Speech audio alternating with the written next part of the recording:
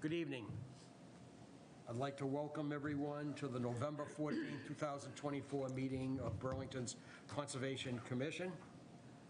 This meeting of the commission will be held in person at the town meeting room on second floor. Members of the public are welcome to attend this in-person meeting.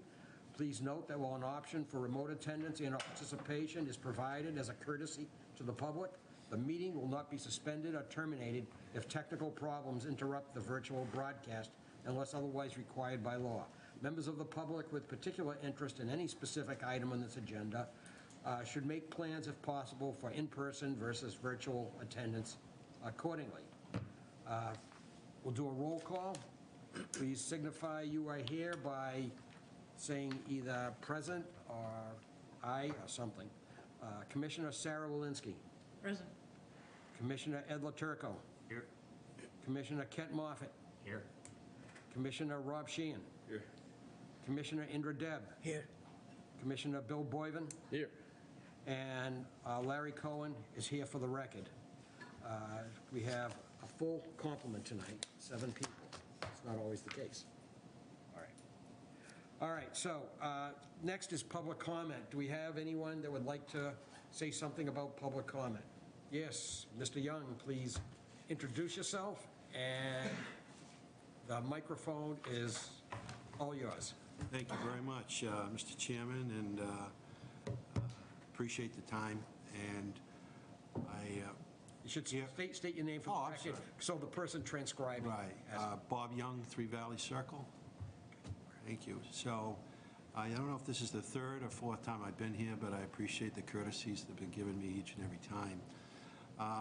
And I want to thank all the members and the staff for everything that you do for this town and the time that you commit to helping it become a better place. So thank you. I want to revisit something that I brought up maybe the first time I was here. And it's very important to me. That's why I'm here. I think patriotism is very important. I learned at a young age, like many people, and it can take many forms. It can be on this side of the microphone, it can be on that side of the microphone, but it's very important. And I've noticed by either appearing before or watching the different meetings that take place in this town that some of the boards or commissions before they start their meeting, they do the Pledge of Allegiance. And I find this very heartwarming. The school committee, the select board, and if I'm not mistaken, the planning department. And I think it's wonderful on many levels. And one is to show our patriotism, that none of this would be possible without, and it just so happens a few days ago, Monday, was Veterans Day.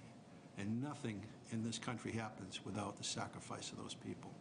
So I think it's very important that we show our patriotism as much as we can and in as many forums as we can, and on many levels, besides saying thank you in a way to our veterans, our active military, from people that ran over to a bridge over here in Concord and Lexington, all the way to, people that are right now today, they're all over the world, protecting us and freedom. And so I'm asking again that if this committee, starting with their next meeting, would show respect, to this wonderful country that we have by showing that in a tangible way beyond the efforts that you do for your meeting, but to start with a Pledge of Allegiance. And I hope, and I'm going to ask every either commission or board that's elected or appointed that will do that. So I'm asking that. And the second thing I want to ask, as I said, patriotism can be on this side, on that side of the microphone, or on this side of the microphone. One thing that I learned young was the importance, again, of showing our patriotism. Veterans Day, as well as Memorial Day. And unless I'm sick or out of the area for some reason, I've attended virtually every, one of those as I possibly can to make it it's important. It's important to me to go there and to show the respect. And I was a Boy Scout in a little town that I grew up down on the South Shore of Whitman as a Boy Scout, we marched in parades. When I got into the band, we were always marching in the local bands, local parades for these, important days. And I want to encourage not only this board, but all the boards or elected boards to show leadership in another way. And that would be especially for our young people. If we don't show them, it doesn't happen. So I'm going to ask you to attend our Veterans Day events and also our Memorial Day events.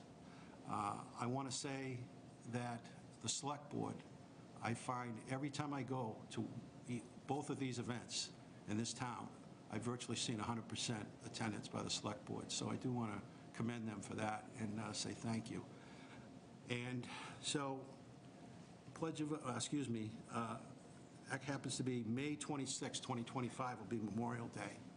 And so I hope you'll put that on your calendar, and we'll greet each other and thank the people that, fought for this country and paid the ultimate sacrifice, or are living with, tremendous challenges, and not only the men and women, but their families who also, give to this country. And so I'm hopeful, I'm optimistic that hopefully the Pledge of Allegiance will be part of your process here, and that you'll make every effort to go to the Veterans Days events here in town, as well as Memorial Day. Okay, thank you. I will say that if the members want to do this, we will do this, okay? If we can, we will see if they want to do this.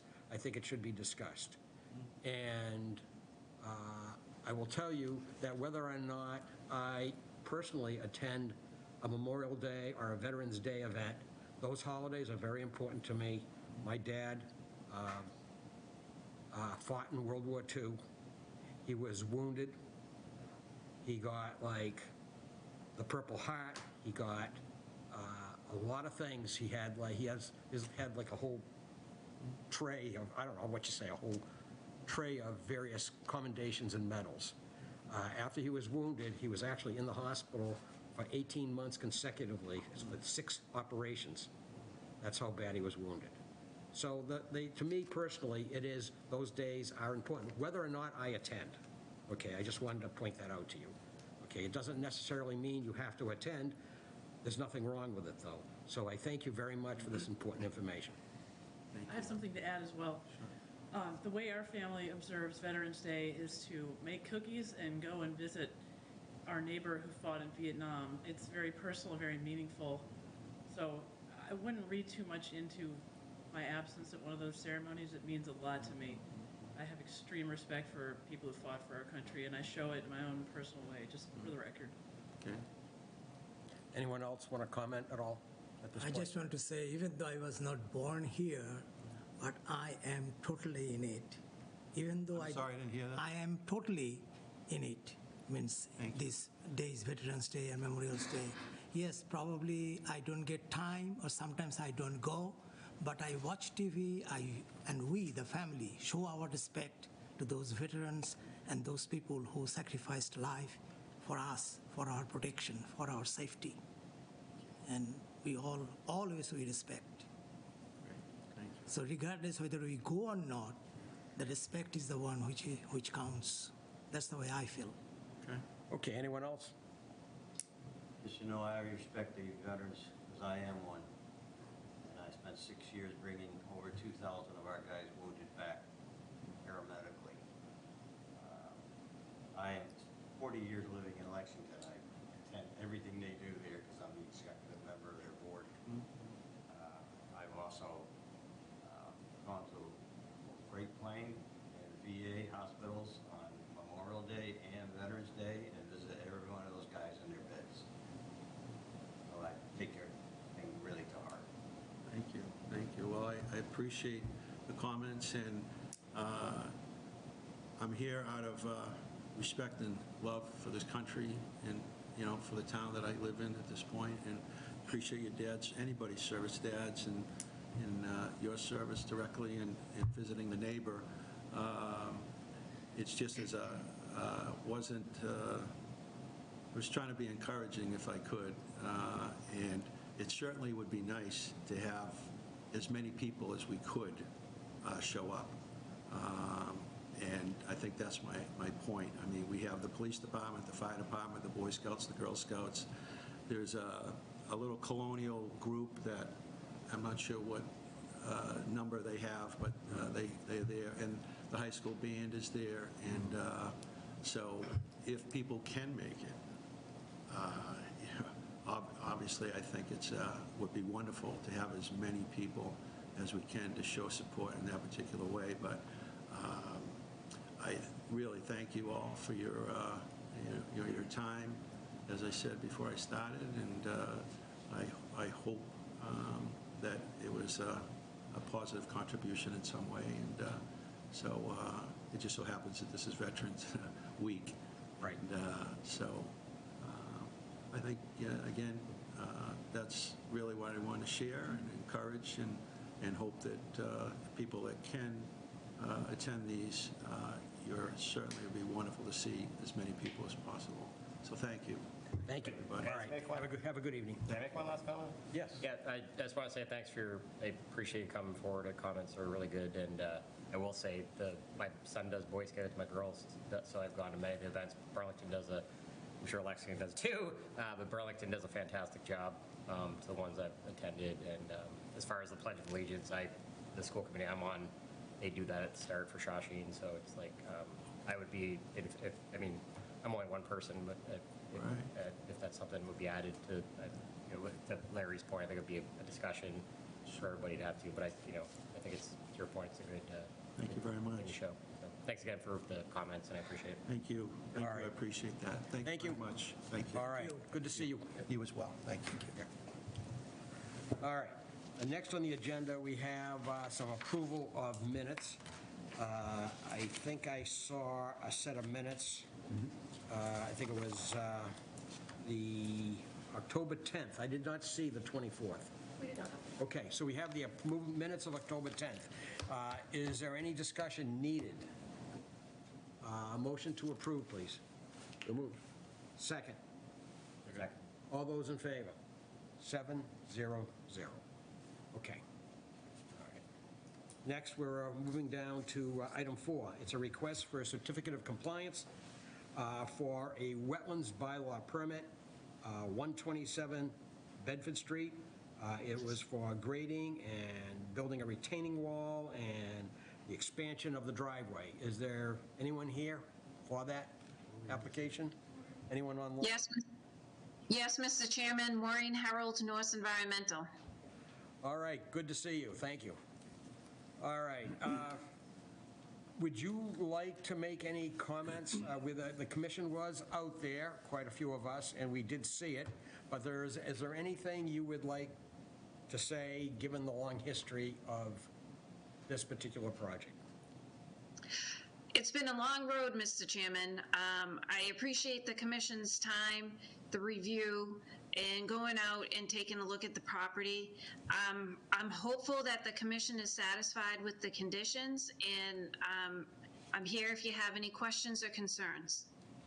All right, sounds good. Let's go to our staff. Eileen or Lucy, you have comments, please?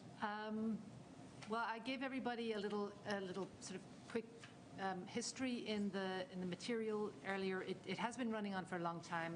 It was violation in 2017. You issued a wetland permit in 2020. It was a long time moving along. There was a misunderstanding that led to a great expansion of the parking in 2021, and then they revised the plan to include a new rain garden and more stone trenching. Both of those are in place. The original permit had also required, I think it was 10 trees and 14 native shrubs. Maureen was going to look into the question of whether or how many of those were planted. I know that Maureen, I just couldn't remember with all the to and fro, because the wetland came in really pretty well. So I know that at one point we were saying we didn't necessarily need everything as long as it was doing well. But were most of them planted? Yeah, so Eileen, I was doing the same exact thing. I was going through the file, and I found an email from Hyro stating that everything was planted in 2023. And then I was hoping to find a plant invoice or receipt that I could supply to the commission, and I did not have that in my file. But I do recall going out to the site with you and John Keeley and looking at it and agreeing that the wetland has really come back and it looks great. And then I think we kind of left it at that. That's my memory anyhow. That was my memory too. I know that I had seen Hyro with plantings. I just wasn't sure what went in the end. But I agree. I feel like the wetland is doing pretty well. That particular picture that that Lucy has up was it in the summer when it was looking really, really lush. We were out there a few days ago, and obviously it doesn't look quite the same because it's November. Right. The wall is in place. He made the stone trench towards the bottom of the driveway a lot bigger. So I am hopeful that that nothing at all is running to the neighbors, but I'm not 100% certain. I know she's online, so I presume she'll chime in if there's an issue. But hello. This is Carrie Callahan at 125. Like we talked about, Eileen, hasn't been a lot of rain for me to know if we got a lot of water, but there was no planting. And the whole reason about the planting was because this was not supposed to be a wetland. This was not a wetland initially. The 66 trees they chopped down is what made the water run off into my yard. No, this is a wetland, Kerry. It didn't just appear overnight. It is a wetland. It's an isolated wetland. We didn't know it was at first, but it is, and they definitely did put some plantings in. I'm just not sure whether they put in the exact number that was required. Yeah, not the exact number that we had all talked about, and that's not the point. But on my survey, it's not marked as a wetland, so because I don't want a wetland in my backyard, frankly. So You I'm have sorry. one. What? There is a wetland in your backyard. Yeah, well, not on my survey from 1958, and I'm holding on to that one. So, and it wasn't a wetland until your clients cut down 66 trees in my backyard, but thank you. So, I hope the town adheres to the plan. I mean, I would like the permit closed too. This has been going on since I was 9 months pregnant with my son. He's now 7. And I would like this done as well. I just have to worry about my backyard. Right now it's dry, but we've earned a drought. So, whatever you guys decide to do, that's fine, but the plantings that were all agreed upon were not done. All right. So, Ms. Callahan, if you have more comments, you can make them, but hold off for a couple of minutes until we go through, we finish, if Eileen's finished, and we see if the commissioners have any questions, and then we can go back to you if there's any more questions. I am. I think it's been a long road, but I think it's in pretty good shape now. I would be happy for you to issue the COC. All right. Okay, so let's, Ed, anything? Rob? No, I think it's run back pretty good. The only thing we don't know is how much rain we didn't get, would have made any difference, but I doubt it. That's all I got. All right. Rob, anything further? Sarah, anything? It was the first I've seen of it, and so I don't have the big bench of experience everyone else does. I'll defer to others' judgment. All right. Kent and Indra? No. Anything further? Bill? I have seen this from the beginning of our involvement, and at the very first visit, it was a disaster. I mean, it was really a field of mud and just dirt. And I could see why all that water was appearing in Ms. Callahan's yard. When I went back yesterday to look at it with the group, I was very impressed with the improvement. The retaining wall, both along the property line and in the middle of the yard to confine the wetland and define the wetland, and the condition of the wetland and the growth that was in it, I thought everything looked impressive to me. And I hope it functions the way that we hope it does. So, Maureen, I just have a question. Do you feel you can say for the record that you are confident that the water that is coming down the driveway and from the front yard will end up in the wetland and not in Mrs. Callahan's yard? Yes, Mr. Chairman, we have done everything, everything possible to ensure that surveyed plan, a professional engineer, drainage. We have an as-built plan from a professional engineer that's been that's been provided as part of the package for the request for certificate of compliance? Yes. Okay, the answer is yes. Okay. The microphone was on, we have it on record, so to speak. Okay. All right. Ms. Callahan, do you have any last questions? No, it is what it is. I hope it works. As we all do. Thank you. Is there any kind of a security bond? Was there anything like that on this? There was 2,500. Okay. I would recommend holding part of that until we see at least a wet season. See the effect on the neighbor, you know? Okay. All right, if there's nothing further, could I have a, what's that? Wait, how long do you want to hold? Well, we'll debate it anyway in a When we minute. get to that point. Okay. I don't know. Could I have a motion to issue the certificate of compliance for the project at 127 Bedford Street? So moved. Second? Second. All in favor? 700, that passes unanimously. All right, now as far as the bond, who has a comment on the bond? Indra? Yeah, I was just asking, since Bill was proposing to hold some portion of the bond, how long? Well, a lot of times we go, 2 growing seasons for plantings, but these are pretty well established already. Yeah. They are, I'm pretty sure, when did the rain garden go in? Was it just before you started, or was it last year? That was pretty recent, that's true. I know that he had put in an oak and some other things before that last year. Well, I would say at least maybe next year, I mean, through spring, at least until we see some wet weather, making sure it's Exactly. doing pretty well. Just another season. Get some, hopefully, snow melt and some wet weather, see what Yeah. happens, yeah. All right, so let me try this. Could I have a motion to release all but $1,000 of the bond now unless there is problems, the balance will be released on June 30th, 2025. Just to rebut, how many times have you been, especially for Eileen, how many enforcement orders were, like, for this property? Like, how long? I guess it was two. I'm not sure I can't remember now whether the first one was an enforcement order or just a violation, and then they worked with us. Because as long as somebody works with us, you don't have to give an enforcement order. We did do an enforcement order late this spring when it wasn't finished by the time the extension had run out. So more of a timing thing. All right, is there such a motion? So moved. Second? Second. All in favor? 700. Okay, so Maureen, I think this project is now wrapped up.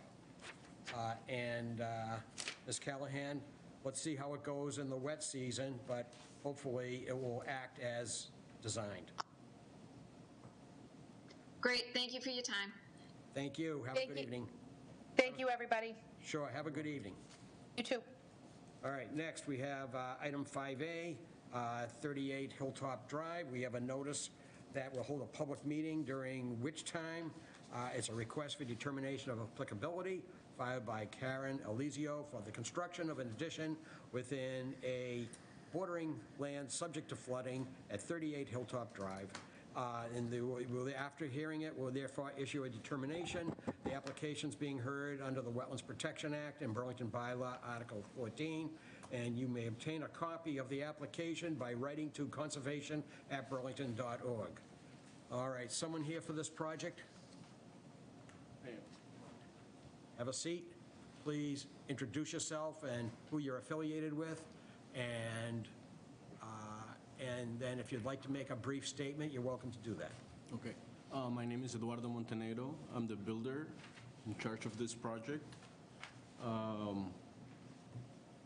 We have made a couple changes compared to what we were planning on doing from the beginning, which was a full foundation, because we were ignorant to the wetlands. The homeowner just bought the house, I believe, end of August, and they weren't aware that the whole property was under wetlands. So we resubmitted. Eileen was very helpful, and we came out of a plan with, instead of a foundation, we are doing sonotubes. Depending on weather, of course. If it gets cold, and it's too cold to pour, we'll do helical columns, which is complies even better with wetlands. All right, thank you. All right. Eileen or Lucy, we have a piece of property, I gather it's in floodplain. Yes. So any other comments? Yes, so originally they were planning to do a full foundation as said.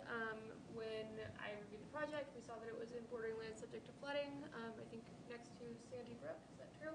Yep.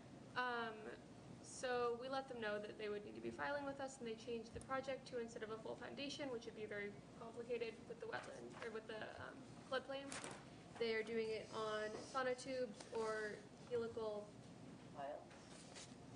What is it? I'm sorry, I was laughing because I forgot to say it again. The helical Helical footings, yeah. footings, yes. Even Weather narrower. dependent. There will be 9 such footings and a small concrete pad at the end of the stairway coming down from the second floor addition. Right here, they are taking out a pre-existing landing pad, which will actually, shown right here, maybe result in a net increase in floodplain. So instead of filling, we're creating more space. Just a little bit, it would be such a small amount. But ultimately, this project is, what is the term? We would consider this de minimis filling. Okay, and that's your recommendation? And just to add a tiny bit, because Lucy did all of that with Eduardo. Very often, if we're proposing a project that's in floodplain, you might require a notice of intent. But in this case, they weren't in river. They're actually quite far from the river, but the floodplain extends very far. So since they were going with the footings, we thought an RDA was sufficient under the circumstances. All right. Okay, so on the right side, any comments? Ed, anything on this? Nope. I got pretty much all I need. All right, Rob? No, I think it looks fairly good. All right, Sarah? Nothing. Kent? And Indra? And Bill? Just the one comment, the parallel to the front face of the building, there was going to be a decorative facade, a sort of a Correct. fake front, just to make it look good. Correct. From the street. And I had some concerns originally, but now I'm looking at the notes, I see that that facade is going to be actually 6 inches off the ground. It's raised up So from the ground. Even on that piece of obstruction, it won't be an obstruction to the flow of the floodwater. So that's Yeah, good. and that was made to just flow, Yeah, underneath, exactly. so. Good thinking. So I have no problem with it. Okay. All right, anybody else have a comment? I do not have any comment other than to ask our staff, do you feel anything in the back beyond the fence needs to be done? We did look at it yesterday. We saw that it looked like there may have been some historic filling. I didn't look into that any further. I'm not sure that we necessarily need to pursue that any further at this point in time. We're fairly... Yeah, it's not trash, it's natural. It's not, well, it was a buildup of something over time. I'm not even sure what it was. Maybe fill. Oh, it did look like somebody had taken out 4 trees clearly before they realized it was also needing a wetland filing, but I'm not sure whether that was the new owner or somebody previous to them. So I would suggest we could just maybe add an admonition into the, if you're willing to issue a determination, we could just say something, add something into the conditions about, taking care not to dump behind the fence in the future. Right, I think that would be fair. right. But one thing I did want to say is I actually really appreciated Eduardo. That was one of the best examples I've seen of marking out exactly what's happening with a stake going into every single point where the footings were going to be. It couldn't have been any clearer. I appreciated that. All right, you just got a compliment. Thank you. Okay. All right, if there's nothing further, then could we do a review of this draft? We have a decision. It's a negative conditional determination. It puts on a few standard conditions, and then we're going to vote on it. Yeah, we would. I saw the conditions and we're Right. willing to meet all It is of very them. standard. Well, I'll just start reading it. Do you want to? Oh, no, sorry, I could share it, though. I'm sorry about that. I was. Here we go. Sorry, let me just hit share. And I can make it bigger. Can I?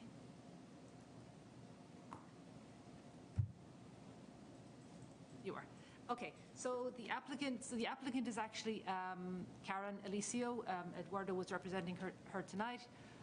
She proposed to remove an existing deck and stairs and construct a 5'7" by 24'9" side addition and a 10'5" by 18'2" rear addition with stairs and a stair pad. The work would require 9 12-diameter footings. That would be at a maximum, as he did say. If they could switch to helical footings, they will do so. And a 48 by 10 inch approximately concrete stair pad, that would be about 15 square feet. Then the existing 9'6" by 3'1" stair pad would be removed. The project would also include the addition of a second story addition. The deck was already removed at the Conservation Commission site visit. The work was located within bordering land subject to flooding, also known as the FEMA 100-year floodplain, and approximately 70 feet from bordering vegetated wetland.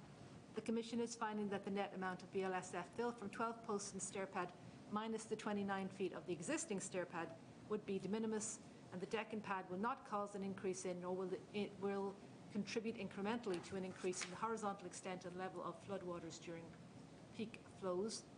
In fact, there may be a slight reduction in fill. The addition itself will be above the flood elevation. The rest is saying that this is a decision only for work as described herein. Any other work would require additional filing. Prior to the beginning of any construction, wet sediment barriers shall be installed on the site, at least 9-inch wattles in front of the fence, somewhere between the work and the fence. No trees within the 100-foot buffer may be removed under this determination. All construction materials and excavated soil should be disposed of off-site in a legal manner. No excavated soil should be used on site. No stockpiling of soil or other materials. No tracking of sediments onto public roadways shall be allowed. And if that happens, please clean it up. Here's the one that already sort of does refer to no filling or grading of the property under this decision, and we could include something like and you know, no dumping behind the fence, just to make that very clear. I can do that. Dumping. No dumping of landscape materials. Okay. Or trash behind the fence. Okay, that's fine. All right. Okay. All existing drainage patterns shall be maintained. This project should not increase the rate or volume of runoff, nor cause flood or storm damage to abutters of the property of others. And the rest just says we have the right to just check on the project as it's ongoing, and You're welcome. and non-compliance shall be deemed a violation of the Wetlands Protection Act. All right, any changes by the commission at all? All right, can I have a motion to issue a negative conditional determination for 38 Hilltop Drive under Burlington Bylaw, Article 14, the State Wetlands Protection Act? So moved. Second. Second. All in favor? 700. All right, you're all set? Thank you. Have a good evening. Thanks for coming in. Take care.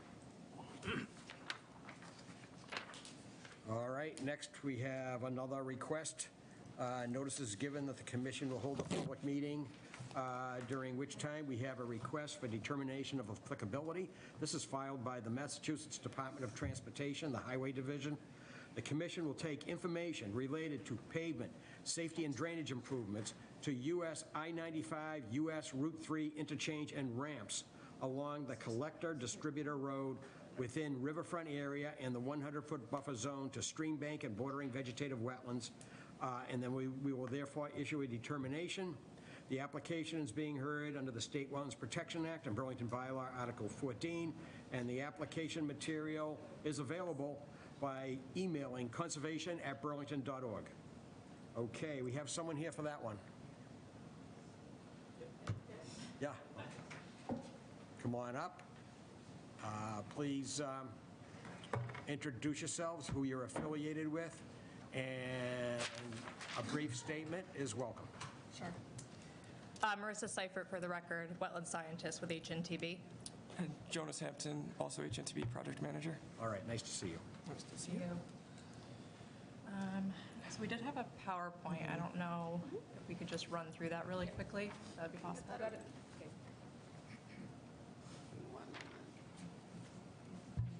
Do they have ability to share? I can log into the meeting if you want me to do Opening it that. up right now. She's got it. She's, Thank you.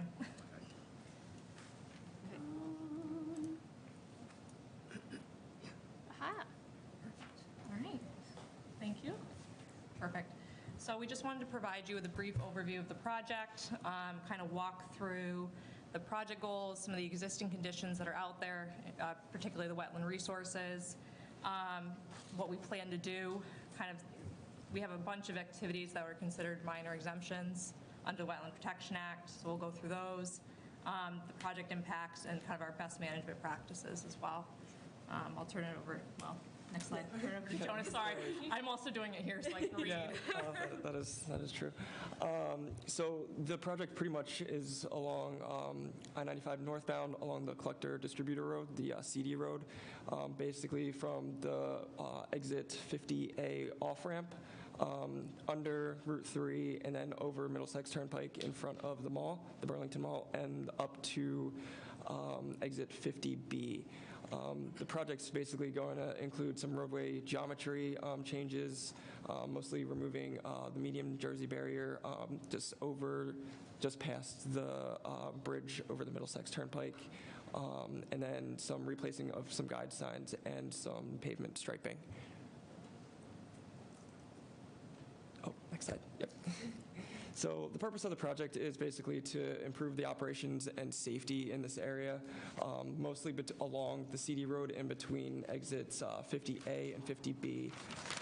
The traffic operations merging are kind of, currently everything's merging in one area, so this is kind of helping that weave in that between Route 3 and the Middlesex Turnpike Bridge, just past the exit ramp for 50B. The need for the project was to evaluate the travel congestion. If you've all been through there around the holidays, especially Christmas time, you'll notice that it backs up substantially right by the Burlington Mall. So trying to fix that and also to improve the safety because there are a lot of accidents. You have some rear ends basically along the CD road due to the merging conditions along that, and then also when you're coming up from the exit 50B on-ramp to merge onto the CD road and I-95. It's a little bit tight as far as merging conditions. All right. So we did a wetland delineation back in May of 2023. We identified within the resource area Vine Brook, associated BVW, and an ILSF further down on the roadway closer to the 50A in one of the old interchange for Route 3. We have no impacts to the ILSF at all. For Vine Brook, because it is culverted over 200 feet underneath the roadway, we did cut off the riverfront area at the head wall per 310 CMR 10.58 2A3C. So those are the resources there, and then their associated buffer zones riverfronts. Go to the next slide. Thank you. So the gamut of exempt activities that we'll be doing is doing mill and overlay within the roadway. That we are removing the concrete barrier, and we'll be revegetating that with a loam and seed. And then we'll be doing some additional tree trimming along the side of one of the on-ramps just to maintain line of sight and for safety. The non-exempt activities that we'll be doing is guardrail installation. We'll do minor grading associated with the guardrail just to stabilize it so it doesn't shift in the future. From there, all the grading will be loamed and seeded as well. There'll be an HMA berm just right along the side of the guardrail on the pavement side. We also have some minor drainage activities. We're putting in a deep sump in one of the existing catch basins. And then we're proposing a new drainage manhole and a catch basin, and then there'll be a 63-foot pipe connecting the two. Next slide. So again, these are just some of the exempt activities and where we're pulling our exemptions from. So we have the mill and overlay, and there is some full depth construction as well. We're covering that under the pavement repair and resurfacing. For the removal of the concrete median barrier that we'll be revegetating, we're using minor activity for old pavement excavation. For the removal of the concrete median barrier, Tree trimming, there's another one for vegetation cutting for road safety. And then we do have a couple signs that we're replacing within the existing roadway as well. Next slide. With all that being said, we have approximately, within the buffer zone, 2,816 square feet, which is just temporary construction disturbance and accounting for the erosion controls themselves. Permanent impact is the guardrail installation and the associated grading along the roadway. Again, very minor grading, which will be loamed and seeded following that. In the riverfront, with the guardrail, we have 152 square feet, and 74 temporary impacts for those erosion and sediment controls. So overall, very minor in that roadway. Just in terms of best management practices, we'll be using compost filter tubes to protect the resources along the roadway. All the disturbed areas will be loamed and seeded, and we also will be required to do a NIPD's general construction permit, and we will have a SWIP as well. With that, take any questions.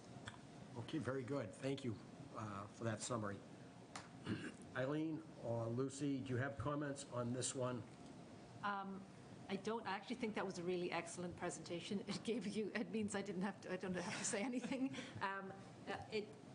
As they explained, it's actually relatively minor in the grand scheme of what they're doing in terms of, impacts. Nearly everything is outside your jurisdiction. Melissa was also very helpful because I had a little bit of trouble interpreting a couple of things on the plans, and she made that clear to me. Again, some of the impacts are actually just temporary because of erosion control. I don't have any concerns about this at all. All right. Okay, let's see if anyone else has comments. Ed, anything further on this? Rob, anything further? Sarah? I have read this description a number of times. I'm still really having trouble understanding exactly what it is you're doing. Breaking the Jersey barrier after the bridge over Middlesex Turnpike. I know what you're talking about. What is breaking a Jersey Sorry, barrier? so we're removing, 1 year over the Middlesex Turnpike Bridge, there's basically a median barrier that separates the collector distributor road and then the 95 northbound. I've driven this like 1,000 times. Yeah. So that concrete barrier, we're going to Is it be. the one pictured right in that? Is that the Jersey barrier? Yeah, pretty much. Will be basically, actually, this is a pretty good picture.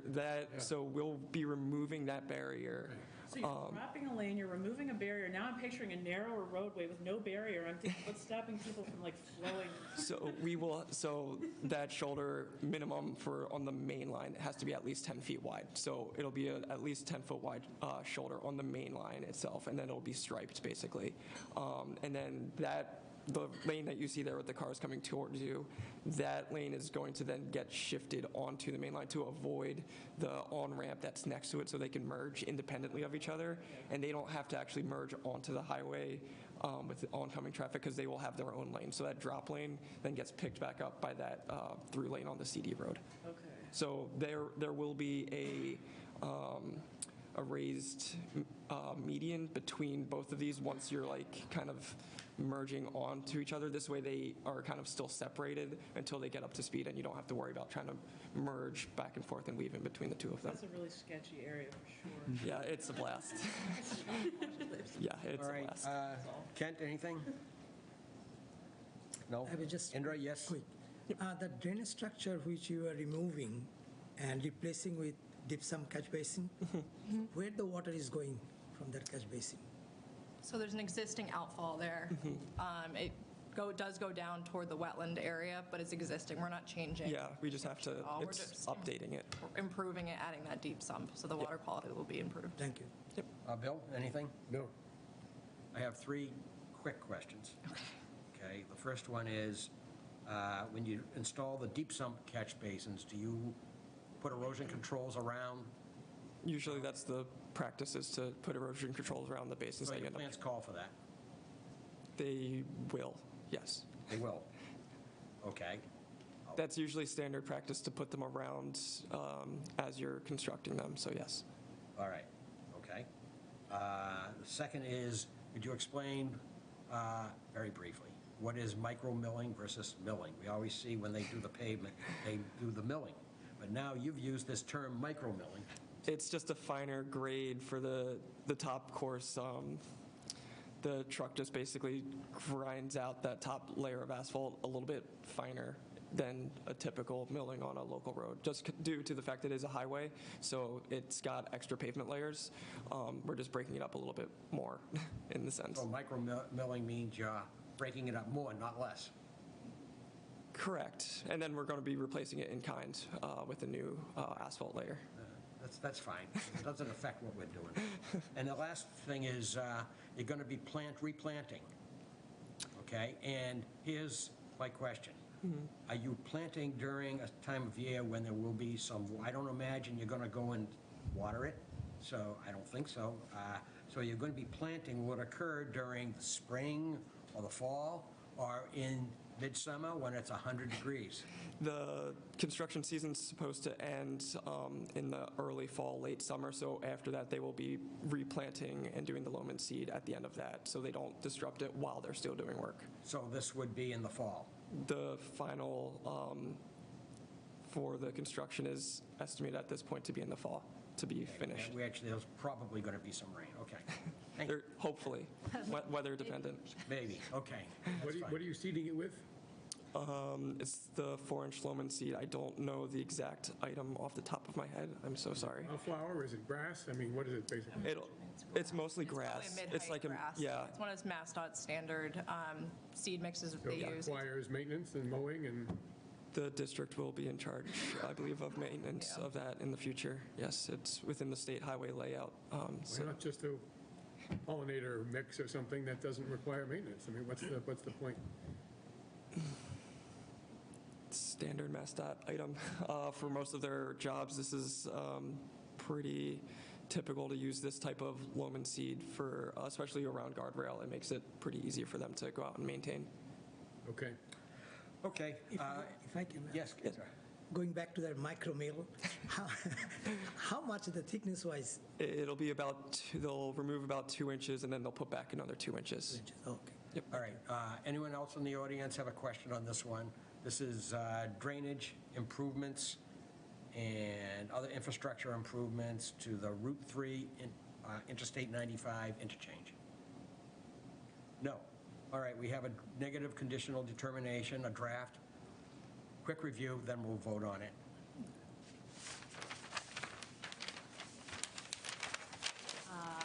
Okay, so thank you very much. Lucy's in charge of making it bigger. So we listed the plan set, and we also included the presentation for tonight, the excellent presentation, thank you. The applicant proposed improvements to the interchange of Interstate 95 northbound and US 3 southbound and the ramps along the Collector Distributor Road in Burlington and Lexington. The proposed scope of work in jurisdictional area included pavement, mill and overlay, new pavement markings, minor geometric improvement, guardrail installation, tree trimming and minor drainage upgrades. Proposed work that is not subject to minor exemptions and resulted in approximately 2,800 square feet of temporary impacts, 8,200 square feet of permanent impacts to the buffer zone, 74 square feet of temporary and 152 square feet of permanent impacts to the riverfront area. Drainage improvements included replacement of one shallow catch basin with a deep sump catch basin and adding one new manhole and catch basin. Segments of the work were located within the 100-foot buffer zone to bordering vegetated wetlands, within riverfront area and within the 100-foot buffer zone to bank of a perennial stream, part of Vine Brook. The Commission found that the roadway improvements would not detrimentally affect the stream or wetlands, but did not formally approve the flagged wetland boundaries, mainly because we didn't want to take them out there and potentially get them killed on the road. So, and the Jersey barriers. So this work is, the allowed work is only for the as described above. Prior to beginning any construction on site, sediment barriers shall be installed per the reference plan and inspected by Conservation Department staff, where safe. Compost filter tubes, silt dikes, or straw hay bales, but I think you said it's going to be compost filter tubes. Yeah. This gives you a little bit of leeway. Okay. And they shall remain in place while work is being done and until the disturbed areas have been permanently stabilized. Catch basins along the route shall be protected with silt sacks or equivalent. Is that doable? Okay. And they shall be maintained and regularly cleaned of sediments until stabilization is achieved. The Commission reserves the right to require additional erosion or damage prevention controls if deemed necessary. All disturbed areas shall be, within the jurisdiction of the Commission, shall be stabilized immediately as defined herewith and revegetated within 30 days. That's pretty typical. And then temporary stabilization could include hydroseeding, straw mats, jute netting, or other means approved by the Commission. No dewatering permitted on this site unless we receive and approve a dewatering plan. Do you expect to have to do any dewatering for the sump pump work? I don't think so. No materials should be stockpiled within 100 feet of the resource areas unless they're covered and encircled with straw bales. Damaged catch basins shall be repaired and or replaced with catch basins with 4-foot sumps where feasible. Any excavated materials not reused on site shall be disposed of off-site in a legal manner. No dumping in the wetlands, no tracking of sediments onto the roadways, and just sweep if you do. And no cutting of trees permitted under this determination without prior notification and consultation with the department. And upon completion of the work, contact the Conservation Department to take a look. Again, All right. safety dependent. Do you have any questions on what's in this document at all? No, I think the only question I have is regarding the tree clearing, because we are proposing tree clearing. Do you want, I think it was notification? Sorry. Is that what you said? I'm sorry. Let's see. We do tend to reuse these, so. That's okay, I just want to make May sure. not all be perfect. Which number is this now? Because It was toward the bottom. We It could was tweak like it second to if last one. necessary. 9, maybe? We said, no cutting of trees without prior notification and consultation. Are we covered with? I think we could probably, right, I mean, trimming will be fine, but we just meant like complete removal. Okay, Does that work for you? I think it's just. I can just say no removal of trees. That's fine. Does that make it clearer? Yeah, sorry, I just want to make sure we were covered as we were proposing. Right, rather than just the trimming? Yeah, exactly. You can go ahead with the trimming, that's fine. Yeah. Okay, anything else? No. All right, then could I have a motion to issue a negative conditional determination for the project proposed at the I-95 US Route 3 interchange to the Massachusetts Department of Transportation? Second? Second. All those in favor? 7-0-0. Thank you very much. Good presentation. Thank you. Thank you.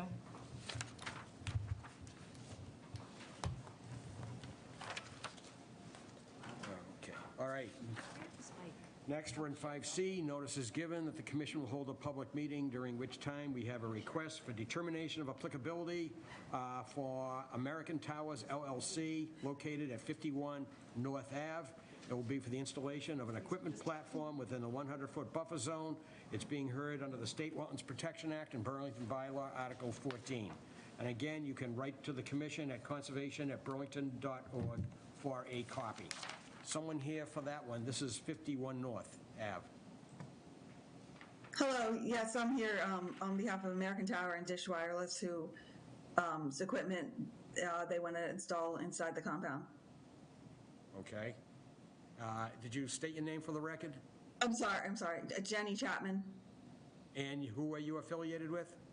with SMJ International, and I was hired by American Tower and Dish to represent them at for all their permitting for this project. All right, that's great. Okay, now we know who you are, I guess. Yes. All right, do you have any more comments on this? It seems pretty straightforward. No, I read all the recommendations, and we don't have any issues with any of the recommendations or the conditions that were in the draft that we got this week. Okay, all right. Eileen or Lucy, any other comments on this one? Well, I think Jennifer was pretty surprised by me saying, oh, actually, by the way, this also needs some wetland permitting. But she had no trouble with submitting a request for determination of applicability. So this is a site that you've permitted work on this site many times before. I think the initial notice of intent was over 20 years ago, and there have been various requests for determination of applicability since then. There is a wetland that runs around 60 feet or so away from the compound. If Lucy scrolls down a tiny bit, we'll just be able to see where the wetland is in relation to the general work. It's just down there on the plan.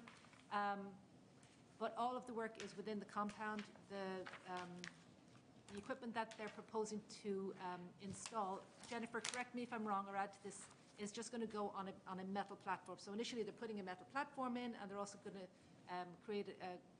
construct an ice bridge that would connect to the tower itself. So that is the total work, and I have no issue with this permit. I would just suggest, no issue with issuing this permit. I would just suggest that they install some erosion controls, which is what we usually ask for from the dish people. Okay, thank you. All right. Eileen, do you have any concerns about this project? I do not. Okay, I thought that was what you were going to say. No, Lucy just pointed out to me that I forgot to ask who to send the last one to. All right. I'll Ed, contact anything on this? Nothing. Rob? Sarah? No. All right, Kent? Indra? Bill? Nope. I'm all set with this one. All right, anybody else have a comment? All right, we can review the draft and then... Jennifer, before I Hold on. start reading out, do you want us to send the actual determination to you directly? Yes, yes, please. Okay, well, that's the answer to that one then. That was one of the questions. 51 North Ave. Okay, so again, for this one, we really just reused the same determination that we had written the last time. So we listed all the plan references. There were several. The applicant proposed to install 135 square foot metal platform to hold equipment and an ice bridge within an existing compound enclosed by a chain link fence. The concrete pad and generator, sorry, that was from the old one. Let's just say the work. The work was located within the 100-foot buffer zone to bordering vegetated wetlands. The work would be approximately 65 feet from the wetlands. The commission found that the installation of the equipment on the new metal pad and ice bridge would not detrimentally affect the BVW. The wetland boundary was approved when the cell tower complex was approved in 2001. As with the other determinations that Jennifer heard us reading out earlier, this decision is only for the work described herein. And before beginning any construction on site, she should install, well, maybe not her personally, somebody should install some sediment barriers between the work and the wetland, and that should be straw wattles, compost filter socks, or stake hay bales. All excavated soil should be disposed of off-site in a legal manner. No tracking of sediment onto public roadways shall be allowed. No work within the 100-foot buffer wetland, sorry, but that's weirdly written, 100-foot buffer zone outside of the fenced enclosure. No filling or grading of the property under this decision is allowed. The grade of the existing buffer strip shall not be altered.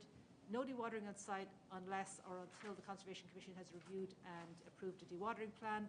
No cutting of trees is permitted under this determination without prior notification and consultation with the Conservation Department, and that one I think is appropriate in this case.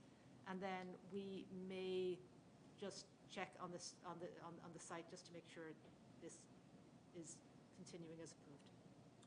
All right, so are you okay with this draft decision? Yes. You're all set with it, okay. All right.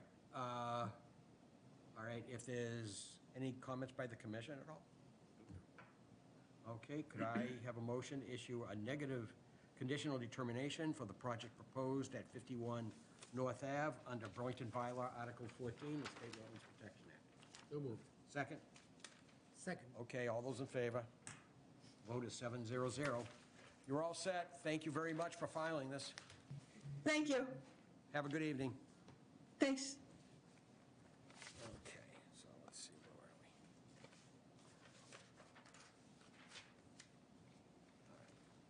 we? All right, next we have a public hearing. This is a public hearing for an abbreviated notice of resource area determination. It was actually filed by the town of Burlington. It's for the review and approval of wetland boundaries, of bordering vegetative wetland, boundaries of isolated wetlands, and boundaries of stream banks at 123 Cambridge Street. You can refer it to as the high school area.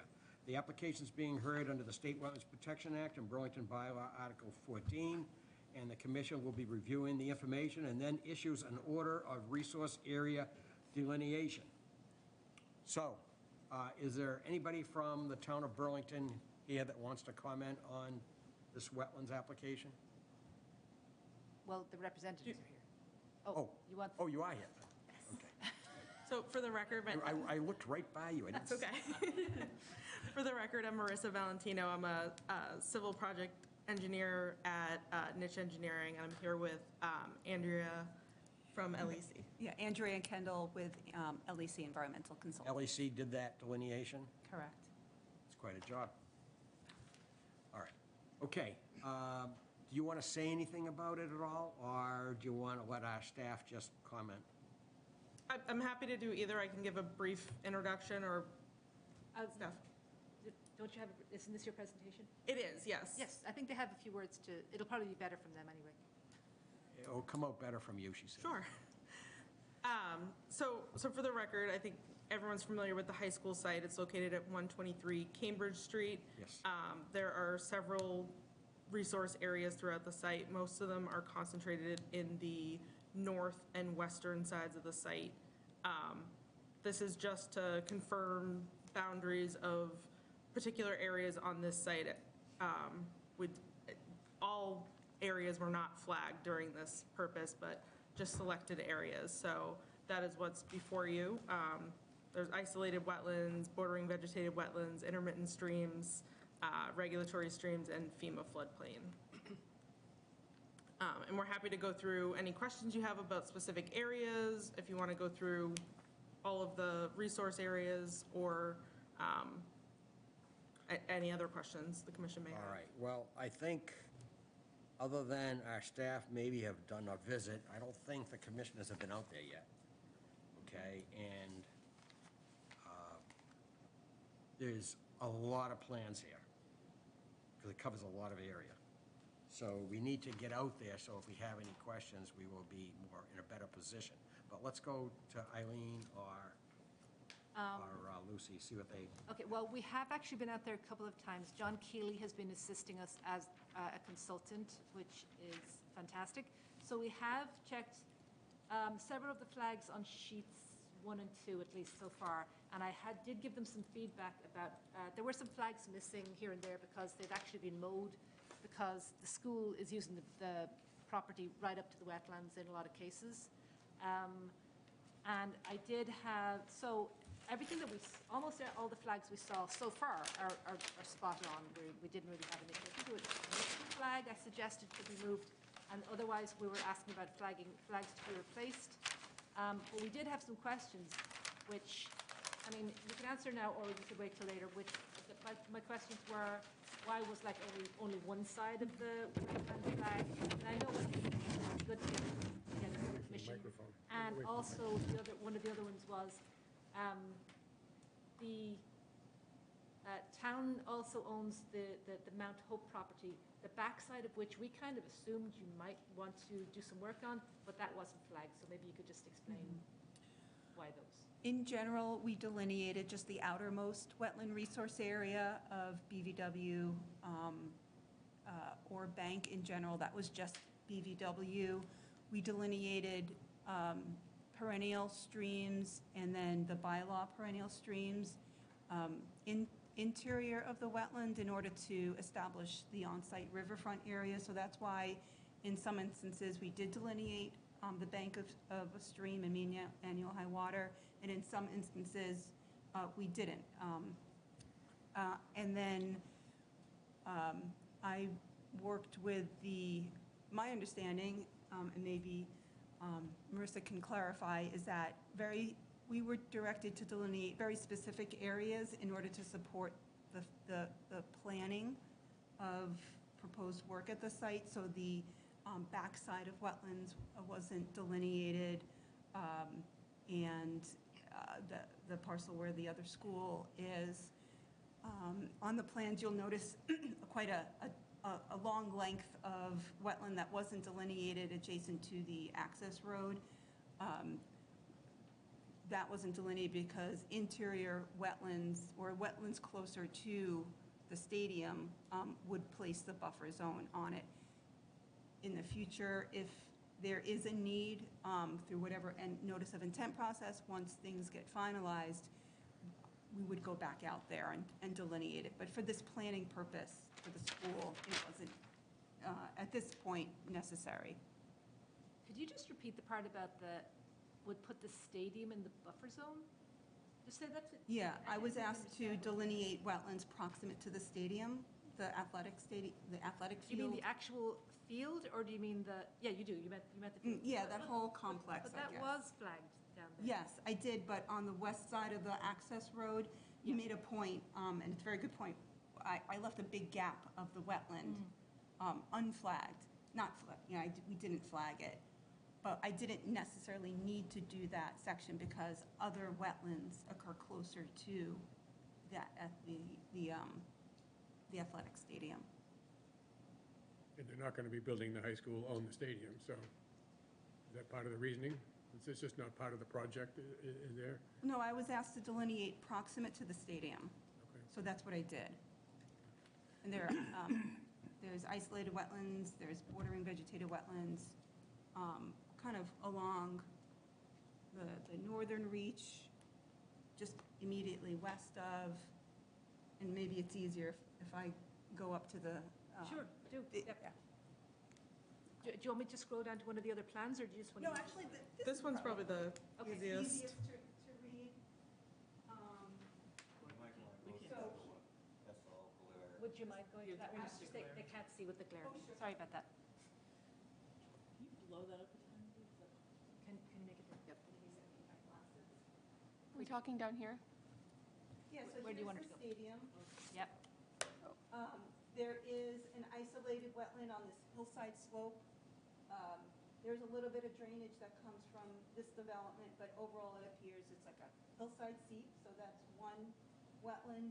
There's a wetland at this toe slope here. There's a bordering vegetated wetland here with a culvert and stream system interior, and that continues through another culvert into this wetland system, and then it discharges here. There's an isolated wetland, and then a bordering vegetated wetland that discharges to this system, and then another isolated wetland. So on this side of the access drive, we didn't delineate this whole segment because there were all these wetlands that placed buffer zone onto the stadium.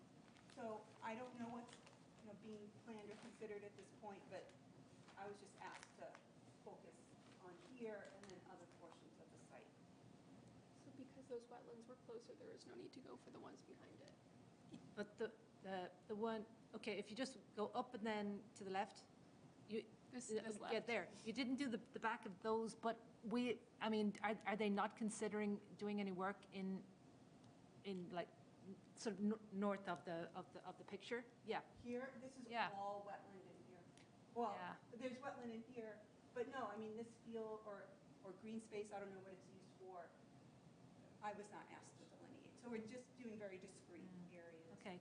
And then there was a stream within the wetland, no, down, we haven't actually looked at all the flags in that one yet, but the one, remember, I think I mentioned it too, yeah, in there, there's a little stream in there, you didn't flag that, but is that because you thought it probably had a 100-foot buffer zone to bank, and therefore the actual BVW was on the, That's right? Isn't the point of an ANRAD, though, to identify all of the resources, really? Typically it is, but this is just for the purpose of kind of being able to proceed with the planning process. And so any additional wetland areas that would be impacted or that we think would be impacted would be filed with the NOI.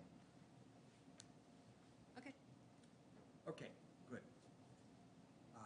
Let's see if, are you all set, Eileen, for now? Yeah, that didn't make 100% sense to me about additional wetlands would be filed with the NOI, because we wouldn't want to see new delineations in the NOI that we haven't already approved in an ANRAD.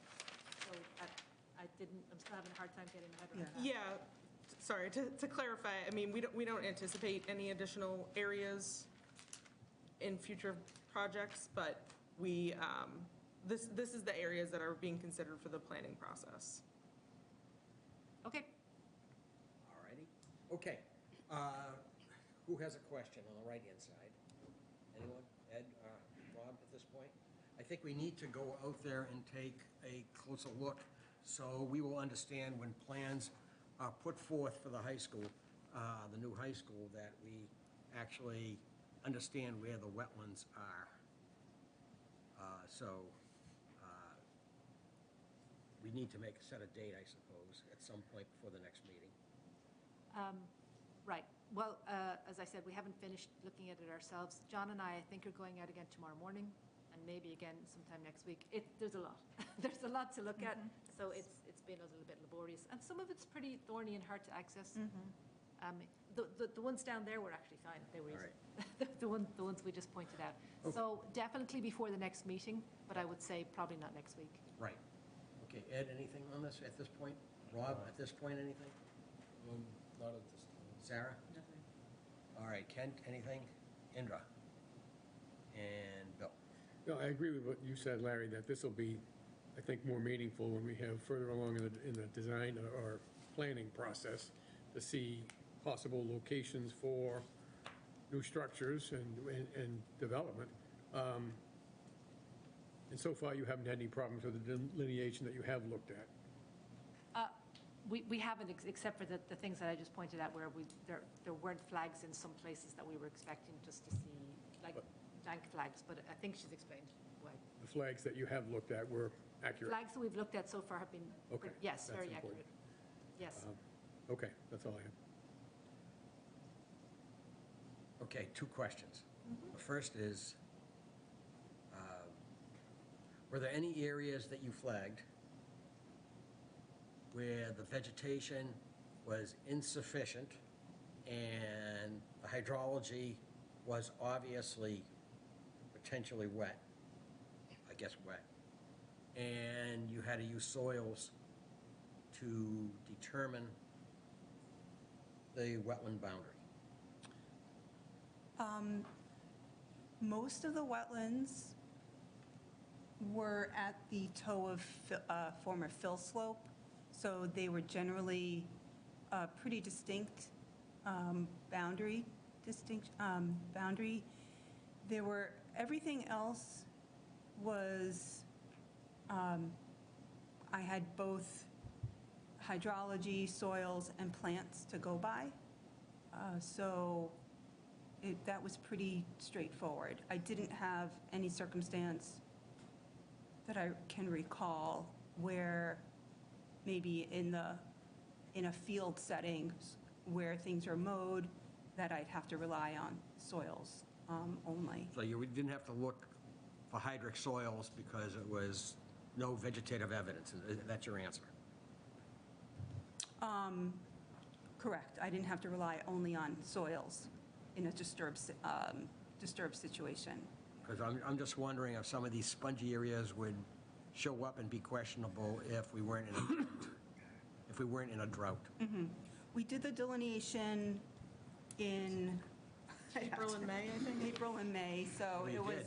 it was before the drought and everything was flowing, All right. nicely, so, yes, All right, April and May. That's good information. Thank you. Once you get there, you'll see a lot of it was like very dense phragmites. Yeah. It was pretty Yeah. obvious. All right, I love it. the second question is, this drawing, I got a package of paper. I do not have this drawing in that package. Can we get a copy of this marked up with all the wetland areas that you did and so forth, either color-coded or something? It would be very helpful if we're going out there with that one drawing and we're like this. Oh, we're over here. That would be very helpful to me, anyway. Sure. So just to clarify, if I may, do you want this exact drawing or do you want the survey marked up and colored? What's the difference?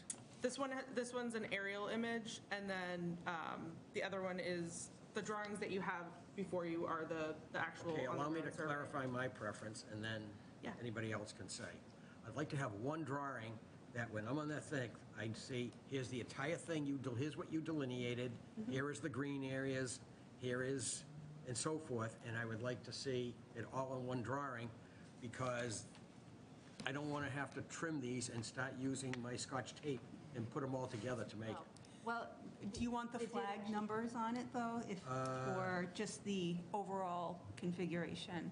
they did provide something like what I think he's talking about. Remember I asked for an index sheet, basically? And I think, did I not show you that in my office? I got We just didn't get sheets one- I got sheets 1 through 8 is what I have. I guess if you could just maybe provide us a couple of copies, hard copies of the front one at least? Yeah. That you redid for us. Something that we can take out into the field that says, okay, we're looking at this wetland. I don't think we necessarily need the final plan all necessarily marked up, but if we're going out there for the first time, it'd be nice to know where we are on the plan. So if for that purpose, and we can provide the hard copies as well, do you, for that ortho, is it helpful to have flag numbers? Because at that scale, it might be difficult. I think it might be difficult. Okay. I think maybe they kind of do want something like the front one, just to have, for them to refer to as we're walking along, but I, or whoever, Lucy, will have the ones with the flags, and we'll be kind of saying, this is where we are now, this is where we are now. That will be. We're marking up the actual pavements in the field right now. Is that okay? Yeah, that's That you fine. get this, so you can So see you ballpark. want the 10-foot by 10-foot sheet of paper? I do. Okay. But I have them. But you want the overview. Yes, I would. So that once So we're on the we're ground. walking around, we know where we are and which wetland's being referred to. Right. Yep. Was that clear? Yes. All right, that'd be very helpful, thank you. Yeah, no problem. All right, anybody else comment on that aspect of it? All right, so I guess at this point, this is a hearing. Is there anyone else who would like to comment on it? Is there anybody online or in the room that wants to comment on this? Okay, so the answer is no. I actually thought Bob was here for this because Who? Bob Young, he is in a butter and he did call one of you about, you sent him the plans. But he's not earlier here now. today. No, he's not. Well, we have had a couple of calls from a butters who were curious. I fielded a couple of them today. It's a large piece of property. So All a right. lot of people got Right, a Okay, lot of so, people got notice.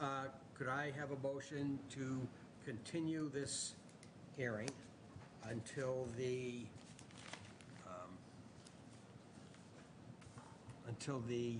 December 12th meeting of the Burlington Conservation Commission? So moved. Second? Second. All in favor? 700. Thank you. Good, thank you very much for all your help. on this. Okay. All right, next. Now, we have continued public hearings on the stormwater bylaw and a public hearing on the stormwater regulations, which we were going to open. And the next one is we have a mixed-use zoning by economic development director. Would it be useful to take that out of order? Well, it would, but I'm not absolutely sure Melissa's on yet. I told her to, I'd text her. I am Oh, on. sorry, Do you Melissa, see do you me? want to go now, in that case? Yeah. That's what I'm just asking. I'm sorry, is Joe, were you waiting for the stormwater, or? Sorry, no matter what, we're going to make somebody unhappy. I'm just here to listen. Okay, thank you. Do you want to take Melissa out of order then? Yeah, I guess. Okay. We'll take her out of order then. And Melissa, we have here a discussion for the mixed-use zoning that you are here to talk about as the Economic Development Director. So I guess the floor would be yours if you'd like to say a few words. Thank you, and thanks to the Conservation Commission. For the record, my name is Melissa Tintopoulos. I work as the Economic Development Director, and I'm here this evening to give the Concom kind of an update of where we are with the mixed-use zoning district. As many of you know, who've been part of the process, it's been going on for almost 2 years since the start. But it's a zoning initiative, it's a community-driven zoning initiative to really kind of, the idea was to take a long-term view of our commercial district. And I will attempt to share right now and see if I can do this.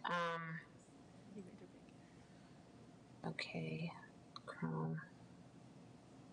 Okay, come on.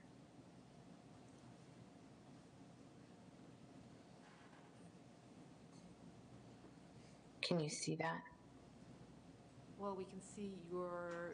My email. Sorry, that's actually our Oh, fault. sorry, no, we can see Lucy's Gmail, actually, sorry about that. No, we're Oh. zoomed in on here. Oh, got it, Okay, you see it. yeah. Okay, and I just wanted to go over it. So right now, we have a new zoning district. It's called Mixed Use Innovation District, and it would replace a couple of the existing zoning districts, the B, G, and IG in this area here. So what we've done is zoomed in and explored. I guess this is right now, this map that you're seeing on the left is the existing zoning. The map on your right is the proposed new district, and the parcels it is going, is proposed to cover. It's approximately, I think, 15 parcels that it's covering, including the mall, the Kohl's, Brixmor, and Linear, and a couple sites that were not included in the PDD in the district. That's what you see, those patchwork ones on the right. So this is going to town meeting for January, and we've come to the planning, we've gone to the planning board, we've gone to the land use committee and ZBRC. And so I'd like to just kind of point out to a couple highlights. Eileen, just to double check, were you able to give a hard copy to everyone?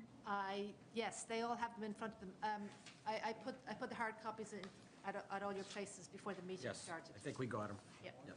Thank you. Okay, so thank you, Eileen. So the hard copy is the Article 14, which is a new zoning district or bylaw.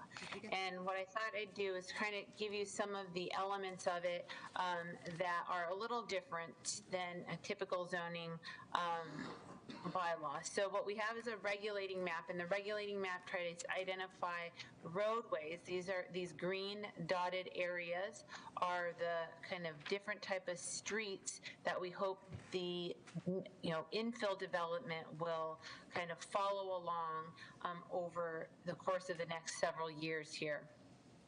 The Greenway, we have the Vinebrook Greenway.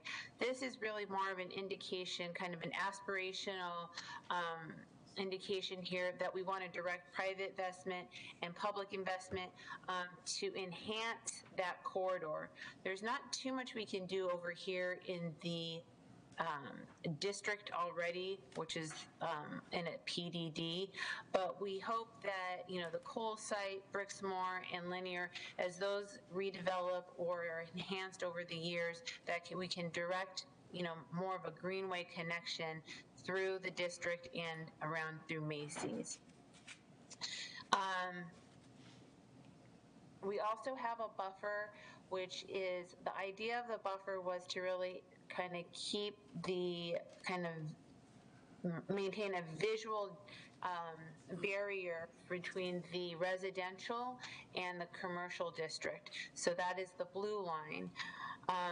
And it's identified so it can be, you can direct, again, the developers to say, hey, between this area, we want to make sure that there is a landscape buffer so we're not, offensive, being offensive to the residents in that area to the right, to the north there. The different kind of streets that we've identified are the Gateway Boulevard, that's Middlesex Turnpike, and also here Mall Road. Then there are smaller roads, the Commercial Street and the Local Street, and these all have a certain kind of standard for development when you're enhancing this along the area. So what we wanted to do, what we were able to show planning board a little bit is, how does this work in real life? Number one, we have a lot of asphalt here, and the idea for allowing more development capacity is really to enhance this asphalt. So we're allowing for more infill, but the idea is we're adding more opportunity for opening some of that up for more open space. So in every project, there would be required a 20% open space. This red box was just an example of, a project, a potential development project site. And I'll take you through that right now. Here, at this bottom area is a cross section from the building front of Kohl's and then the long sea of asphalt to the building front of the mall. And what we're trying to do is put with this zoning new standards of how that can be developed. So if this is the site, things that we currently have in our built environment are, blank walls. There's some open space here, but it's underutilized here in the Kohl's picture.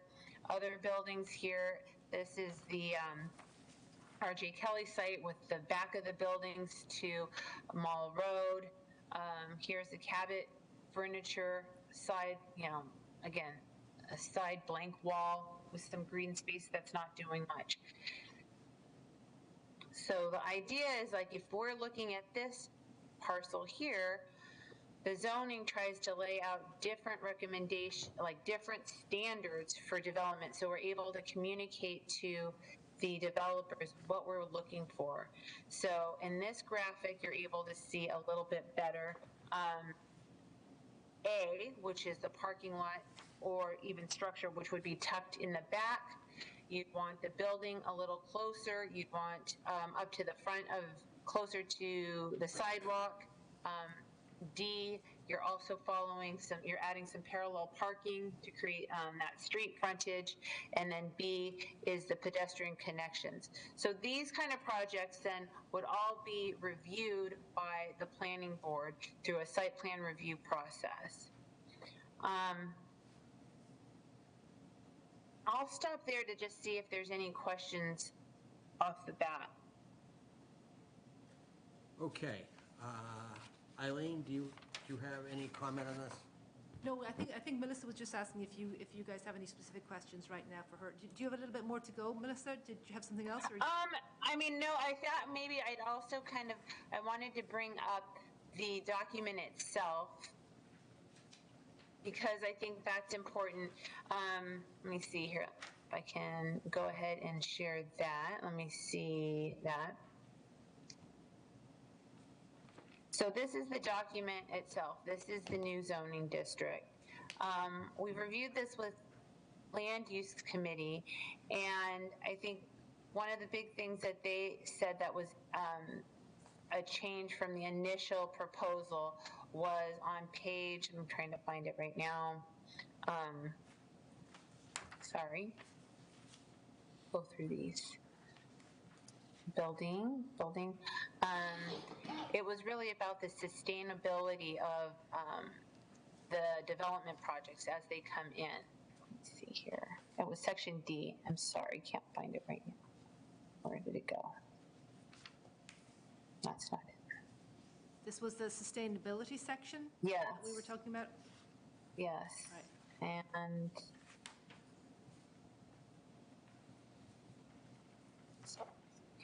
sorry. Oh, it's this part.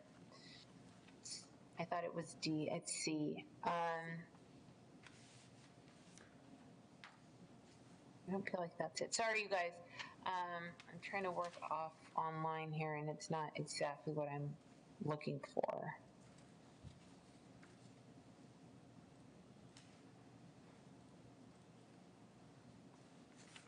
So the Land Use Committee wanted to see more sustainable requirements into the zoning. And so what we tried to do is just bring in some of the standards that were in the guidelines up front into the zoning itself. And, I have here site sustainability standards. And on this draft, I'm looking for what we wanted to talk about more, but actually I don't know if this is the right draft. That's what's concerning me right now. Is there a part on what you have called something like sustainability? I think that's what we were looking at before.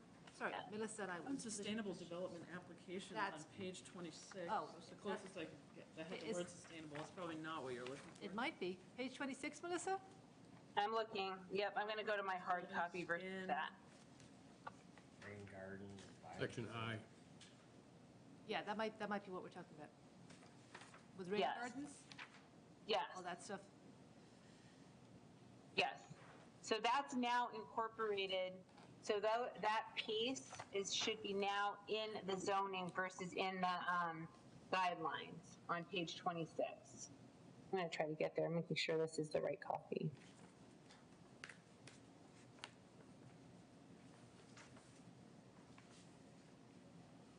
Definitely need to be,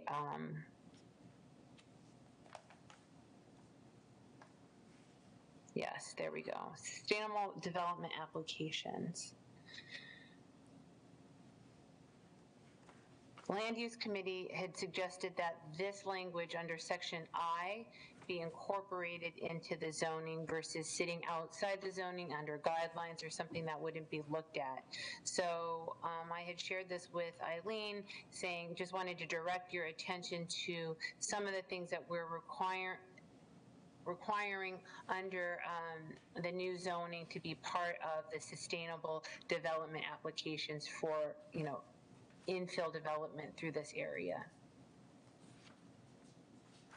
So that's where we have the green walls, green roofs, pervious paving, green gardens, bioswales, native plants, maybe sustainable outdoor amenities, other things incorporated in that sense. So we're trying to be a little bit, just telegraph what we want a little bit more in this development. The other piece that I wanted to bring your attention now is the building types. So if you go to the section on building types, which should be on 16, page 16 of your document, it starts to show you what kind of development would be allowed, what kind of building types would be allowed in this district. And here, in every building type, there was a desire from planning board, land use committee, ZBRC, to try, and from Concom in terms of different comments, to increase the minimum outdoor amenity space to 20%, which could come in different forms, but we did want to keep that outdoor amenity space to about 20%. So that is on each project or building type. So whether it's a mixed use project, whether it's a commercial project, we're trying to get 20% of open space out of each of those projects.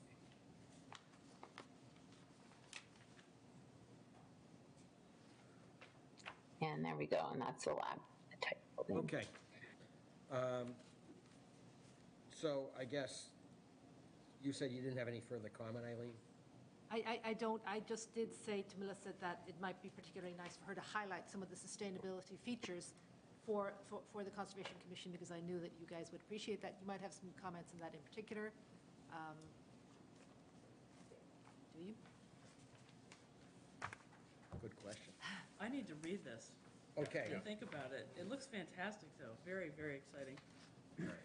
You have, Melissa, you have at least, how many people are town meeting members? Just two of you? Two of the commission are also town meeting members, so they will be reviewing this for January. Well, I think, thanks, Eileen.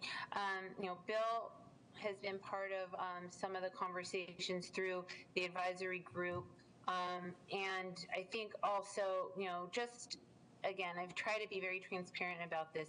This project had been born out of looking at how to maintain the overall kind of commercial health for that district, right? And as you look to trends, the mix of uses interjecting some housing tends to create a better kind of value and sense of place over time. How you do it is important. So that's why we approached it with some requirements on public realm, open space, walkability, and siting on the site. There is, though, that trade-off is that density, so that what is allowed is up to 6 stories for residential mixed-use buildings and up to 7 stories for the commercial. And that's because you know, in this area, we have about, if you look at the whole length, almost 8 million square feet of office. And the office currently is about 20% vacancy. So we have a lot of commercial space. What we need to try to do is really infuse that and create this kind of, I would say, kind of dynamic commercial center that allows for the mix of uses. So our model has been the Northwest Park PDD. So they allow 6 stories up to 80 feet actually in their PDD. They allow residential, commercial, you know, office, R&D, and that value has increased about over the last 20 years since the PDD was adopted by 93%. So we've done a case study on that, and I'll share that with Eileen if you're interested. But so some of this is rooted in the, you know, just, you know, economic, sustainable, you know, kind of feasibility, not only current market, but long-term value for the town. So that this engine that helps offset a lot of the commercial residential taxes also sustains. But what we're trying to do as, you know, planning professionals through that advisory group, working with the different stakeholders, is also, you know, get a public benefit from it. So that's where we're trying to get the open space from allowing more development capacity, creating some housing options, and doing infill. So we're not expanding into greenfield or developing on new land, and that we're trying to keep it more compact, which will also, you know, contribute to, you know, less, fewer car, you know, single occupancy vehicle travel trips, if we can make it so that you can chain trips closer to one another from where you live as well. So there's a lot of benefits to it, but it does require a lot of, it's going to require town meeting to have a lot of vision to see how this goes forward, because we are setting the blueprint for future development. It'll take, you know, we've seen the PDD, it's only now coming to fruition after the last 15 years. It takes, you know, 20 years. And it seems when you're talking about it, it's all going to be at once, but it's really a slow, iterative process. But because, you know, our analysis has seen the development pressure, we really want to shape that. And that's been, you know, really the thrust of how we've approached this zone. So I hope that helps to answer some questions. I'm happy to come back at another meeting with more questions or ask them through Eileen. All right, okay, thank you. Let's see if there's any discussion at all on this. Ed, you have any questions or comments? Okay, all right. Rob, anything further on this? Well, I guess I just noticed in the very end of the zoning districts, there's a wetlands, like uses in the wetlands district, and accessory uses in the wetlands district. It's sort of, I guess that's referred to the zoning in Vine Brook itself. And I guess that's sort of, you know, sort of interesting to see the, Well, actually, could we pursue that a minute? Sure. Yeah. Because I noticed something too of exactly what you're talking about. In the, Melissa, in the uses, normal accessory to non-residential principal uses, the one that caught my eye was storage of hazardous and toxic materials and chemicals for retail sale. Okay, and I'm just wondering that if this is near wetlands, like the coal site, for example, whether this is a good idea to have something which is allowed by special permit. Why would you even have it go that far? I'm not asking you to defend it, it's more like a comment. Okay. I will, yes, thank you for that, and thank you for paying attention to that.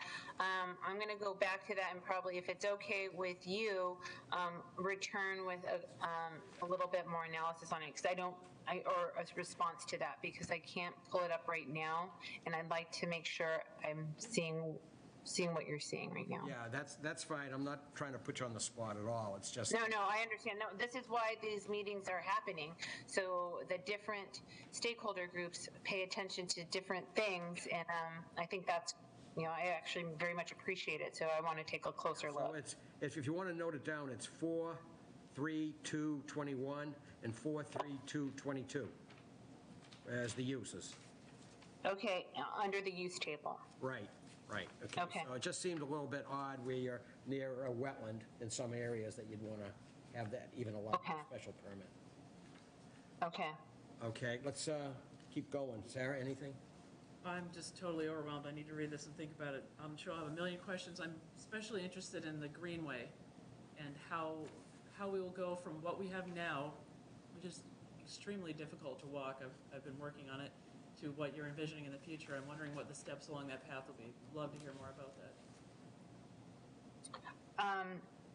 Well, this is a first start, so I think one thing, having come to this, area, this geographic area, we did not have, we had the river walk. That was, the first attempt to kind of start to imagine something different with the wetlands there.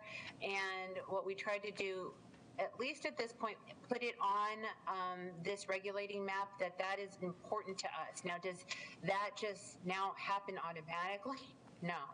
So I think what we hope to do is, as for probably the most critical site would be the Coles.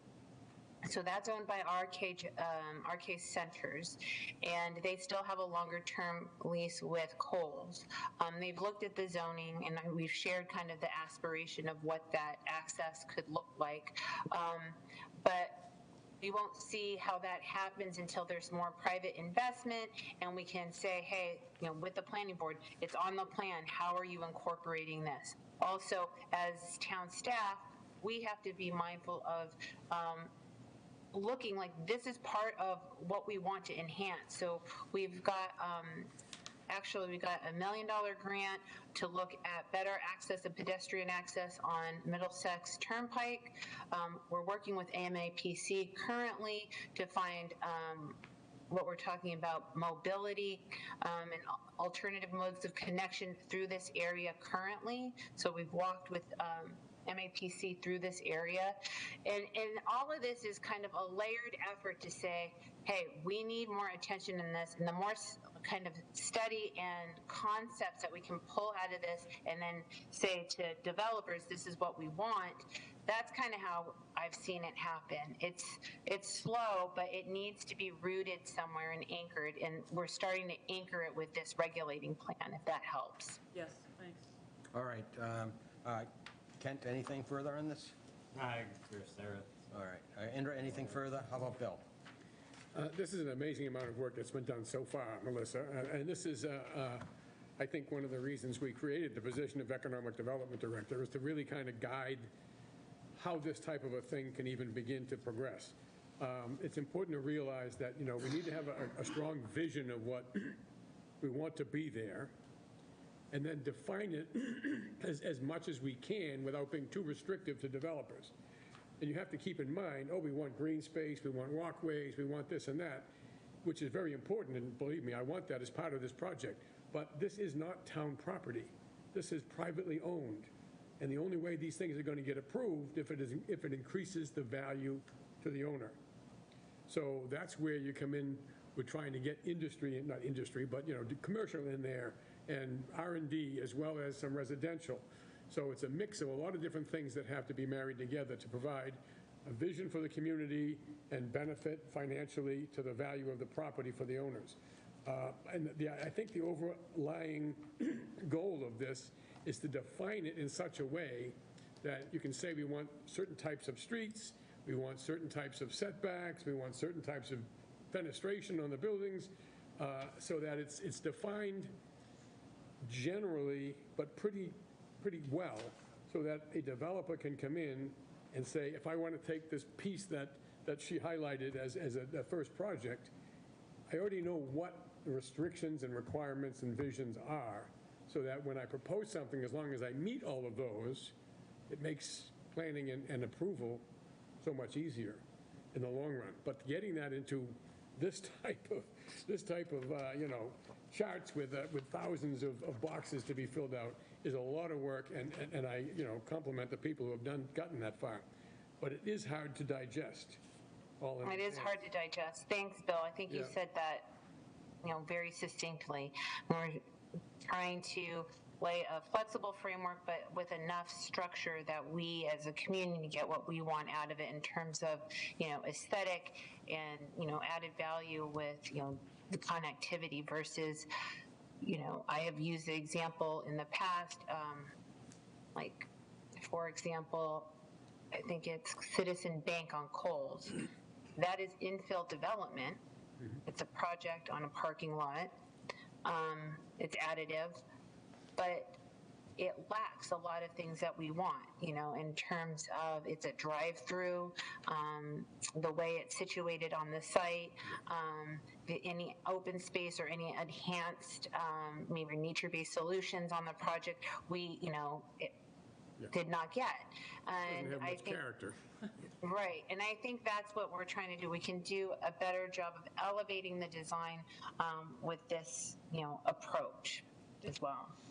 And if it's well-designed and well-envisioned, you end up something like Third Avenue that works very well and is beneficial for the owners, which is what we would like to see. Okay, all right, thank you, Bill. A couple of points, Melissa, just to throw out there.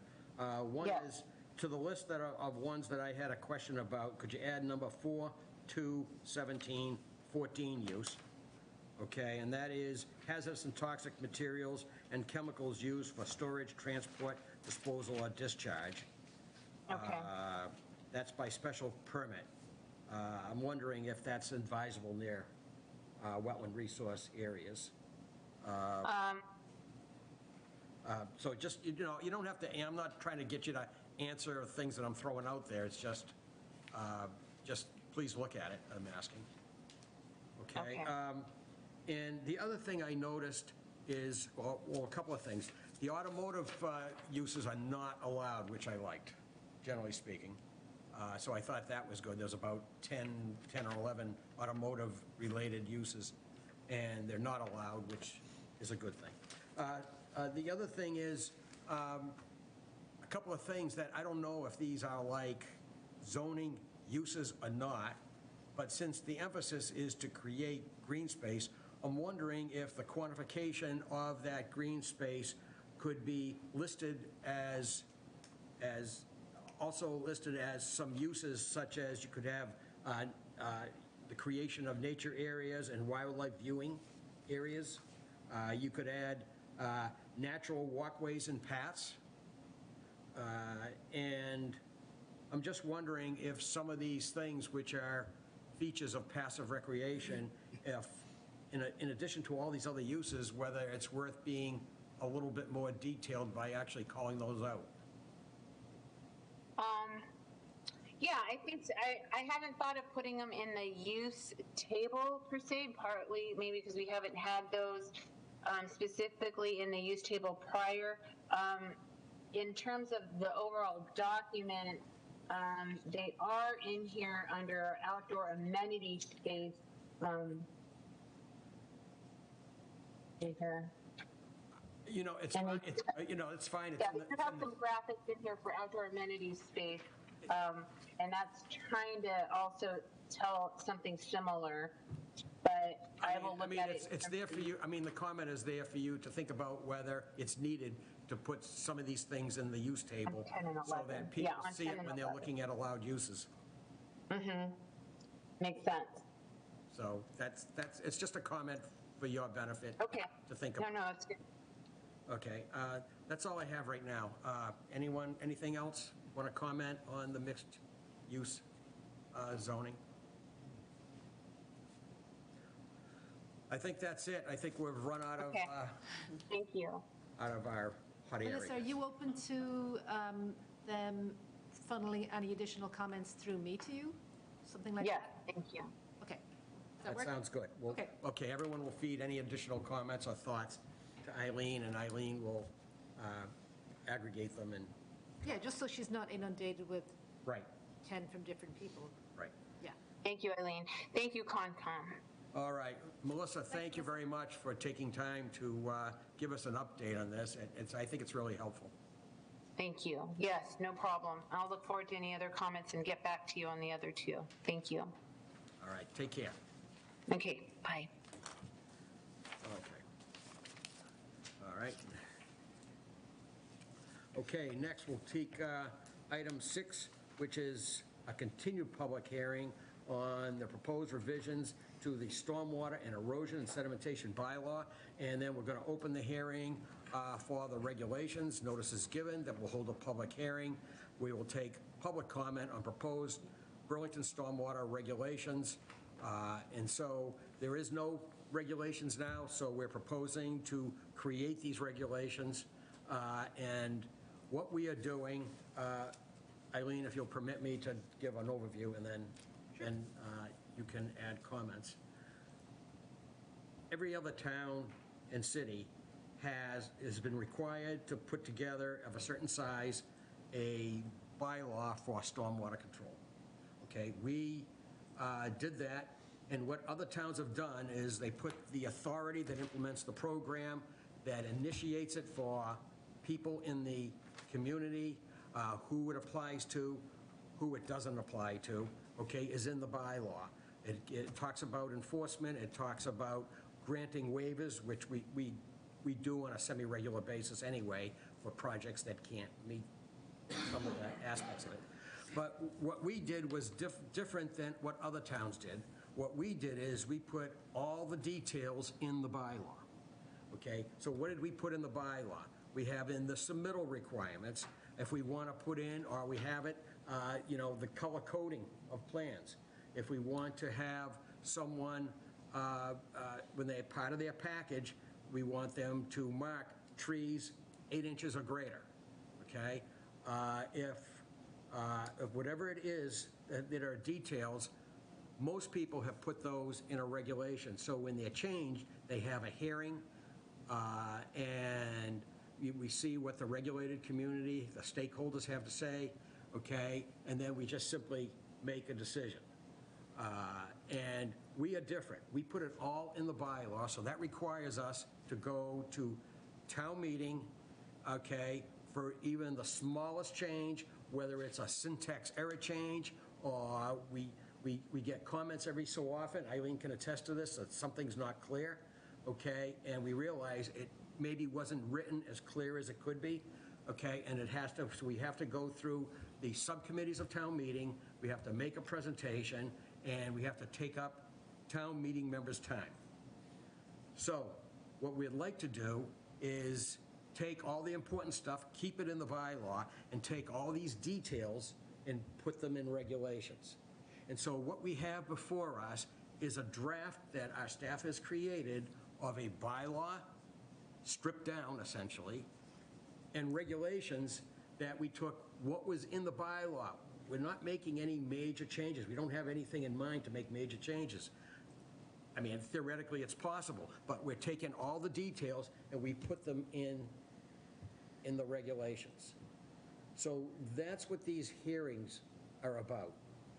And we did get some input, and they said you should make sure that you keep the thresholds, who it doesn't apply to, de minimis, so to speak, who makes an application, submits materials, and it is granted an administrative permit.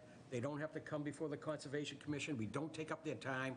And the bylaw then specifies that projects that are the largest projects, which would have to go for a full permit.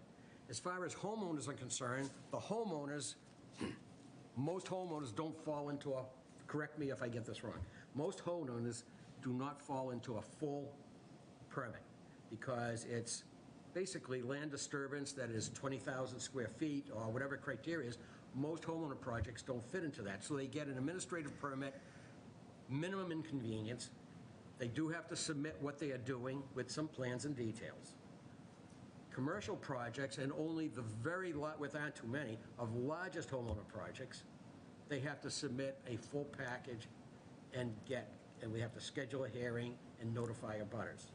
That's how we set it up, which not everybody does it exactly this way, but that's how we do it. And so the whole idea. That's not changing, that's the way we've always done it. That's the way we've always done it. Right. And so when this was created back in 2005, when we created the bylaw, it was, we did receive comments, well, we don't want to inconvenience the homeowners that are trying to put on an addition. It's ridiculous. We don't want to, if somebody wants to do a certain amount of putting up a deck, for example, or something of that nature, we don't want them applying for a full stormwater permit. So that, by way of summary, is exactly what we're trying to do. Now, I have to say that if town meeting says, no, we are concerned, we think that maybe we want complete control out of everything, the program doesn't change. It just means we have to jump through the hoops, take up town meeting members' time, and do all that stuff for the details anyway. The program is exactly the same. So I'll stop talking, and I'll ask Eileen, would you like to make comments? So I guess to summarize what Larry said, we have we have a bylaw. It is very detailed. What we're actually proposing to do is make a much more streamlined bylaw, move all the details into regulations. We have presented this to the select board last week before. We got a lot of questions from them. I think by me and Larry and Bill all speaking, we actually made it seem like it was maybe a bigger change than it was, just because there were so many of us all saying more and more. But I think we kind of need to remind everybody, anybody who's listening, that this is actually a very simple change. We're leaving a lot of the basics in the bylaw. We're leaving all the thresholds. We're leaving the definitions. We're leaving the description of who's in charge, whose authority it's under, and then we're moving all the details of this is exactly what you need to have in your plan. This is how many copies you need. This is what you would have to do in order to get your actual permit. Moving that into the regulations so that you really read the regulations when you're actually applying for a permit, and then you contact Lucy or you contact me and you say, tell me what this means. All right. So let me, does anybody want to add to any of this before, because we have, one of our select board members here as a guest. We don't often see you, so it's nice to see you, Joe. Glad to be here. I'm sure. What else to do tonight? So you came here. Well, you can come all the time. Okay. All right. Is there anyone who would like to say something over here? Quick is what we are doing, we have the bylaws now. Yes. And it's too much. So what we are doing, we are trying to take some portions in the regulations, and that would be easier and faster for the user. Well, I mean, it's the same stuff, but it's in... Same stuff, that's what I'm saying. Yeah. But we're keeping some in the bylaws. Right. And taking Right. some in the regulations. Right. Okay. I'll go to you in a second. Anybody on this side? I would think that you got something that's really first. It makes sense to somebody. They're satisfied. Others, I gotta dig further. I think you're gonna have those two sides to it. What you did, you made it easier on the front end. Some people do understand, builders, whatever. They don't have to go to the detail. But I think it's a good idea. Well, every other town and city that does this does it exactly that way. You'll see they have anywhere from 3 to 7 page bylaw, and then there's a set of regulations. Anyone else? Bill, you have anything? Yeah, again, we're not planning to change anything. We're just trying to make it easier if there are minor changes, like there's a new 100-year storm or whatever, we can just change that in the regulations. The concerns that people might have about power going to the Conservation Commission to make significant changes, we've countered that with certain guardrails in here. In particular, that there will always be public hearings before any changes to the regulations, and just like this one, they stay open for multiple hearings, 6, 8 hearings along. And we've added a section into the regulations about any changes have to go before a subcommittee that we're going to form, which will include members of the development community, the developers. I mean, the idea of this whole thing, that, you know, we want to make sure that, yes, the environment is protected and neighbors are protected from runoff on their abutting properties and stuff, but we don't want to put additional burdens on the developers either. You know, so that's why we're including developers into any discussion of changes to the bylaws. And the 2 developers that have been working with us, my mind just went blank on who they are, but it's Susan Cadillac and Phyllis Etzel. Phyllis Etzel is the other one. You know, they have made some significant comments, and we have incorporated them already. The point that Larry made about the definition of the size of a project that requires a abbreviated versus a full application, we had that in the regulations, and they said that's too significant to allow the power of the Conservation Commission to just say, no, instead of 20,000 square feet, it's now going to be changed to 15 or something. So they suggested, and we took their advice, and we moved it into our proposed bylaw. So now that type of a change would require town meeting approval, because their opinion, it was significant. So I think those things are guardrails, and that type of input from the development community for any other future changes will be welcomed and encouraged. And I think that is a good protection against a rogue Conservation Commission, which is unlikely to happen with this group. But as somebody pointed out at your meeting, Joe, that, you know, 20 years from now, we ain't going to be here. You know, it could be another group of 7 people who could be different-minded, you know, so that, you know, we want to make sure that we have those kind of protections in there against crazy changes. All right. Joe, do you want to say anything at this point? Because I have a few more comments, but I wanted to... When you get done, there's a couple things I'd like to ask, that's all. Yeah, okay. Now, whatever. Just 2 comments. The first is, for your benefit and anybody watching, our stormwater program, I think, does a darn good job of protecting the environment and protects the neighbors from runoff, from stormwater running off and flooding other people. At least we do our best. I think it really has been pretty effective. It prevents pollution from running into the town's stormwater system. And I think it is actually a very good permitting program. And it is very sensitive to achieving the objectives that are set forth to control stormwater within the project site. The second thing is that there were a few vocal comments that said, well, what happens 10, 20 years down the road when none of us are there? And could you have a commission that has gone beyond the pale in terms of an overzealous response to regulating stormwater? Theoretically, I suppose that could happen.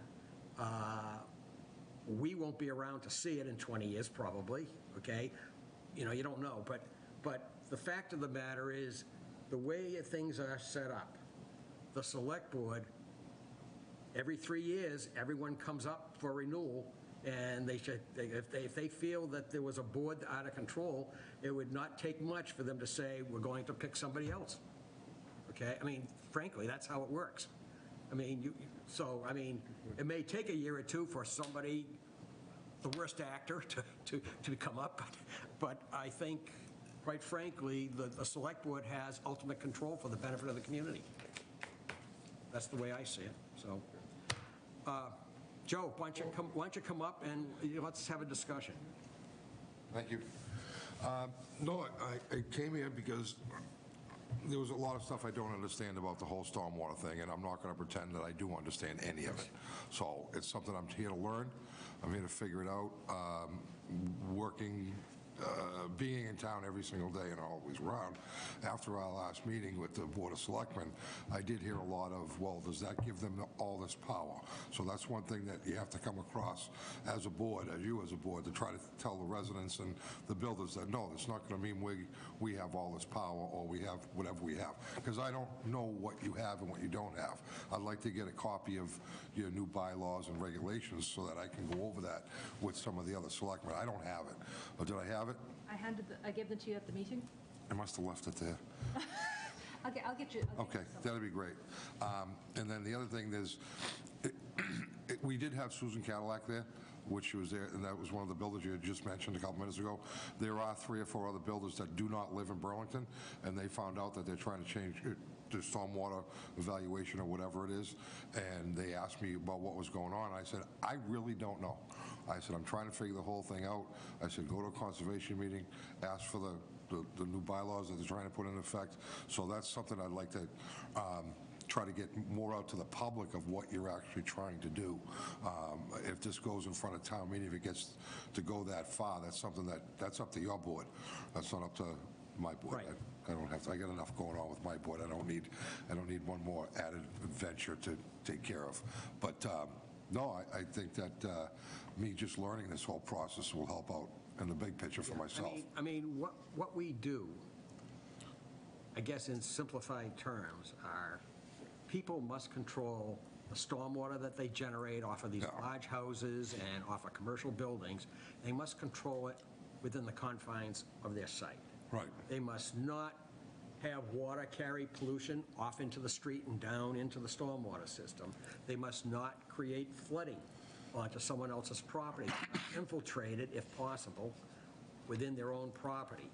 And they can't cause contamination downstream because the water escapes their site.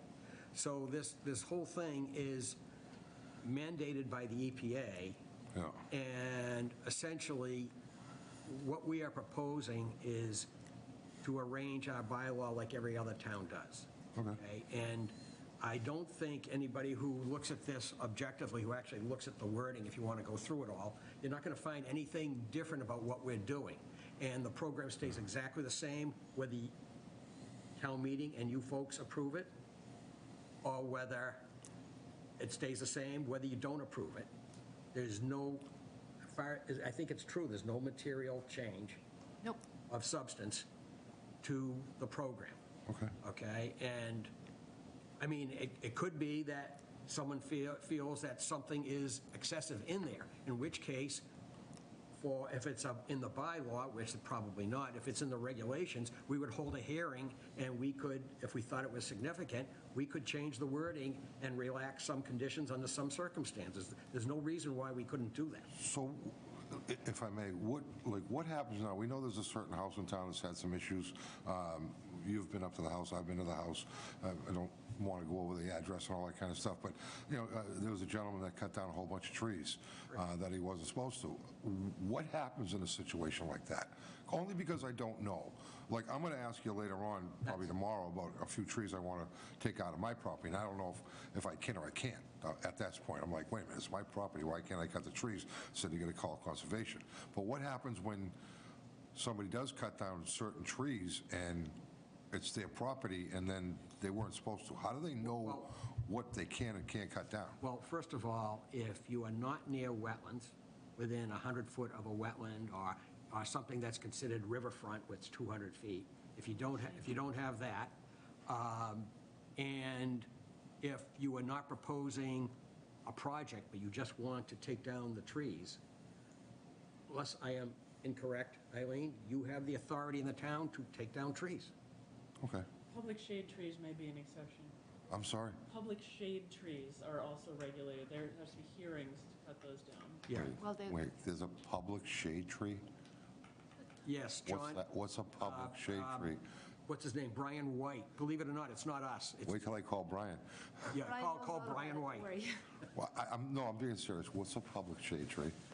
It's a big old tree that shades the roadway, basically. Really?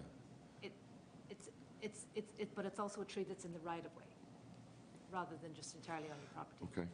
Do I have a neighbor shade tree too, or is that just something else? Do you have what, sorry? A neighbor shade tree, like if I cut down a tree that's, I'm just asking, I'm amazed, I've never heard that before. Basically, people can do whatever they want with trees on their property, okay, that unless it's near a wetland, and if it's important to the survival of the wetland, like to create shade for the wetland to survive, usually, or more often than not, the reason they want to take it down is because there's like a fork in the trunk and it's going to fall on their house. Yeah. Or there's disease and bugs eating it out the bottom of it.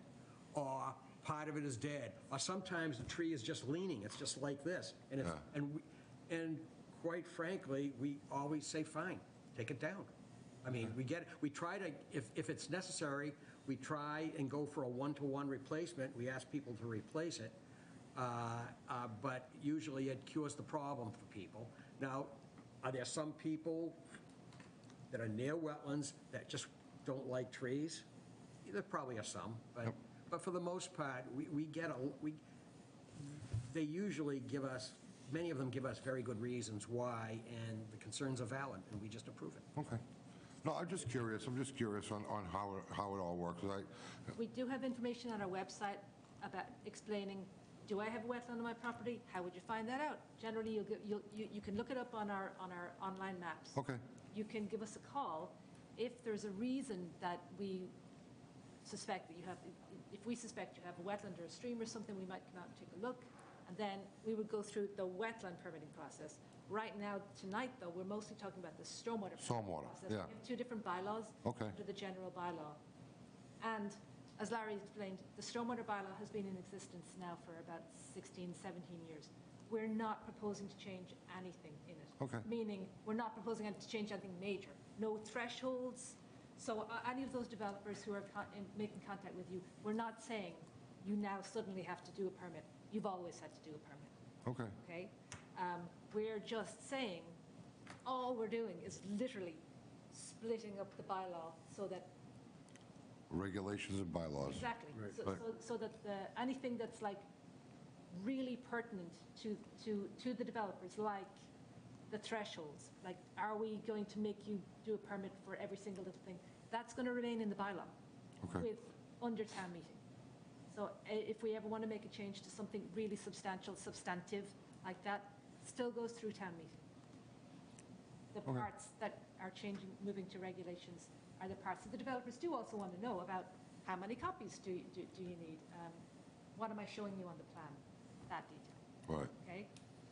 If we wanted to change, say, we have on there 8-inch trees, and we wanted it to be, we want them to mark any trees greater than 7 inches or 6, I mean, it's an insignificant change if we thought, I mean, I'm not saying that's important, but usually we want the larger trees shown on a plan. We have to go to town meeting to make that change, for example. I mean, it's like, so, for example, I'll just say this, our wetlands bylaw is set up this way. They have their own regulations as well. And when we created those wetlands bylaws, we contacted the major developers in town. We contacted Nordblum. We contacted the other one by Gutierrez. We contacted Reamer and Bronstein. We contacted the Chamber of Commerce. And we said, here's what we're doing. Here's a draft of it. If you have any comments or you have issues, these are things that they were doing anyway, but when we created the bylaws, it was exactly the same process, and we didn't wait for them to come to us, we actually went to them, is how we did it. The towns that your other developer friends are also working in, or that they're living in, they all also have bylaw and regulations. Oh, I'm sure, yeah. Every single one. Yeah. No, I'm just, like I said, I'm really here just to learn, because I don't know. I'm for as much as know about nature and animals and being outside in the wilderness, and put me outside, I could survive out there for whatever, wouldn't faze me at all to sleep in whatever it is. But as far as like the regulations and the rules on what you can't do, you know, I mean, I think you saw it a couple of years ago. Somebody built a beautiful shelter up there. I mean, they did a pretty good job on that for a kid that built that. Nice. You know what I mean? Did you see it? I know of it. Oh, yeah, it was beautiful. I mean, well, that's another story, never mind. I mean, in the landlocked In forest. the landlocked forest, somebody dug out a shelter, and they used the mud, they used everything, they put up wood, they made a little stove in it, they put a door, it was nice. Tore it down, but it wasn't supposed to be there, but the kid did a great job with it. It's like one of those YouTube videos, you're like, hey, watch me build this, you know? I mean, he did a good job, but it came down. If I can answer your first question about what happens if somebody cuts something down that they're not supposed to, say there is wetlands, like the subject property that you brought up. Yes. When something like that happens and we find out about it, we have the authority to issue an enforcement order, which says, stop what you're doing and let's talk. Figure out what we can do to remediate the situation. We have the authority to do fines and all that, but we have almost never done fines. I don't think I've ever heard you doing fines. Might have been one time. Actually, in the last 30 years, we've done two. Two? Two. So They were substantial fines, too. Okay. Yeah. But that was only if it becomes really offending and they refuse to cooperate. But, you know, we work with them to remediate the situation. We have had trees replanted. We've actually made people remove fill they put in wetland areas, pull it back at an expense to them. But, we work with them to try to fix the situation as best we can for their benefit, for the environmental benefit, for the benefit of the neighbors. So we have. You've always worked with everybody I've ever heard about. I've never heard a negative thing about this commission at all. So I mean, that's a plus. In the what 11 years that I've been a selectman, I've never heard a bad thing about the board. People get upset because, oh my God, they're going to make me put this into that, and it was like, it's for the best thing for the town. So relax. You know what I mean? Yeah, I mean, and also the project in question that you're talking about, he did take down a very, very, very substantial trees. And he has already now planted something like 40-something plants in their places. So right. Oh, no, I wasn't. We require plantings, and the shame of it all is that's an existing wet area. Right. And there's problems generally in the area. And when you take down 100, 150-year-old trees that soak up enormous amounts of water, we know the problem's going to get worse. And so the gentleman's concern for that neighbor of that doing that, it was just a bad situation where there's tentative flooding in the area, and they removed the one thing that soaks up hundreds of gallons a day. Yeah. Well, the reason why I asked the question wasn't because of the neighbor or the situation that's gone over there. Just more or less, from my knowledge, like, okay, what happens when this does take place? A tree's replaced. You take down a 150-year-old tree. You're not putting in a 150-year-old tree. You're putting in a 3-year-old tree that's, it's like, okay, here we go. Okay, there's your new tree. It's got about a gallon a day. That's a bit of an issue, but we're limited. We can't replant. I know. I get it. No, I understand. I mean, if you get comments from other developers and other communities about what's going on here, please invite them to come to our. Trust me. I've learned a long time ago, being on the board, if it doesn't concern my board, I stay away from it. I don't get involved. Just let's go over there. That's your.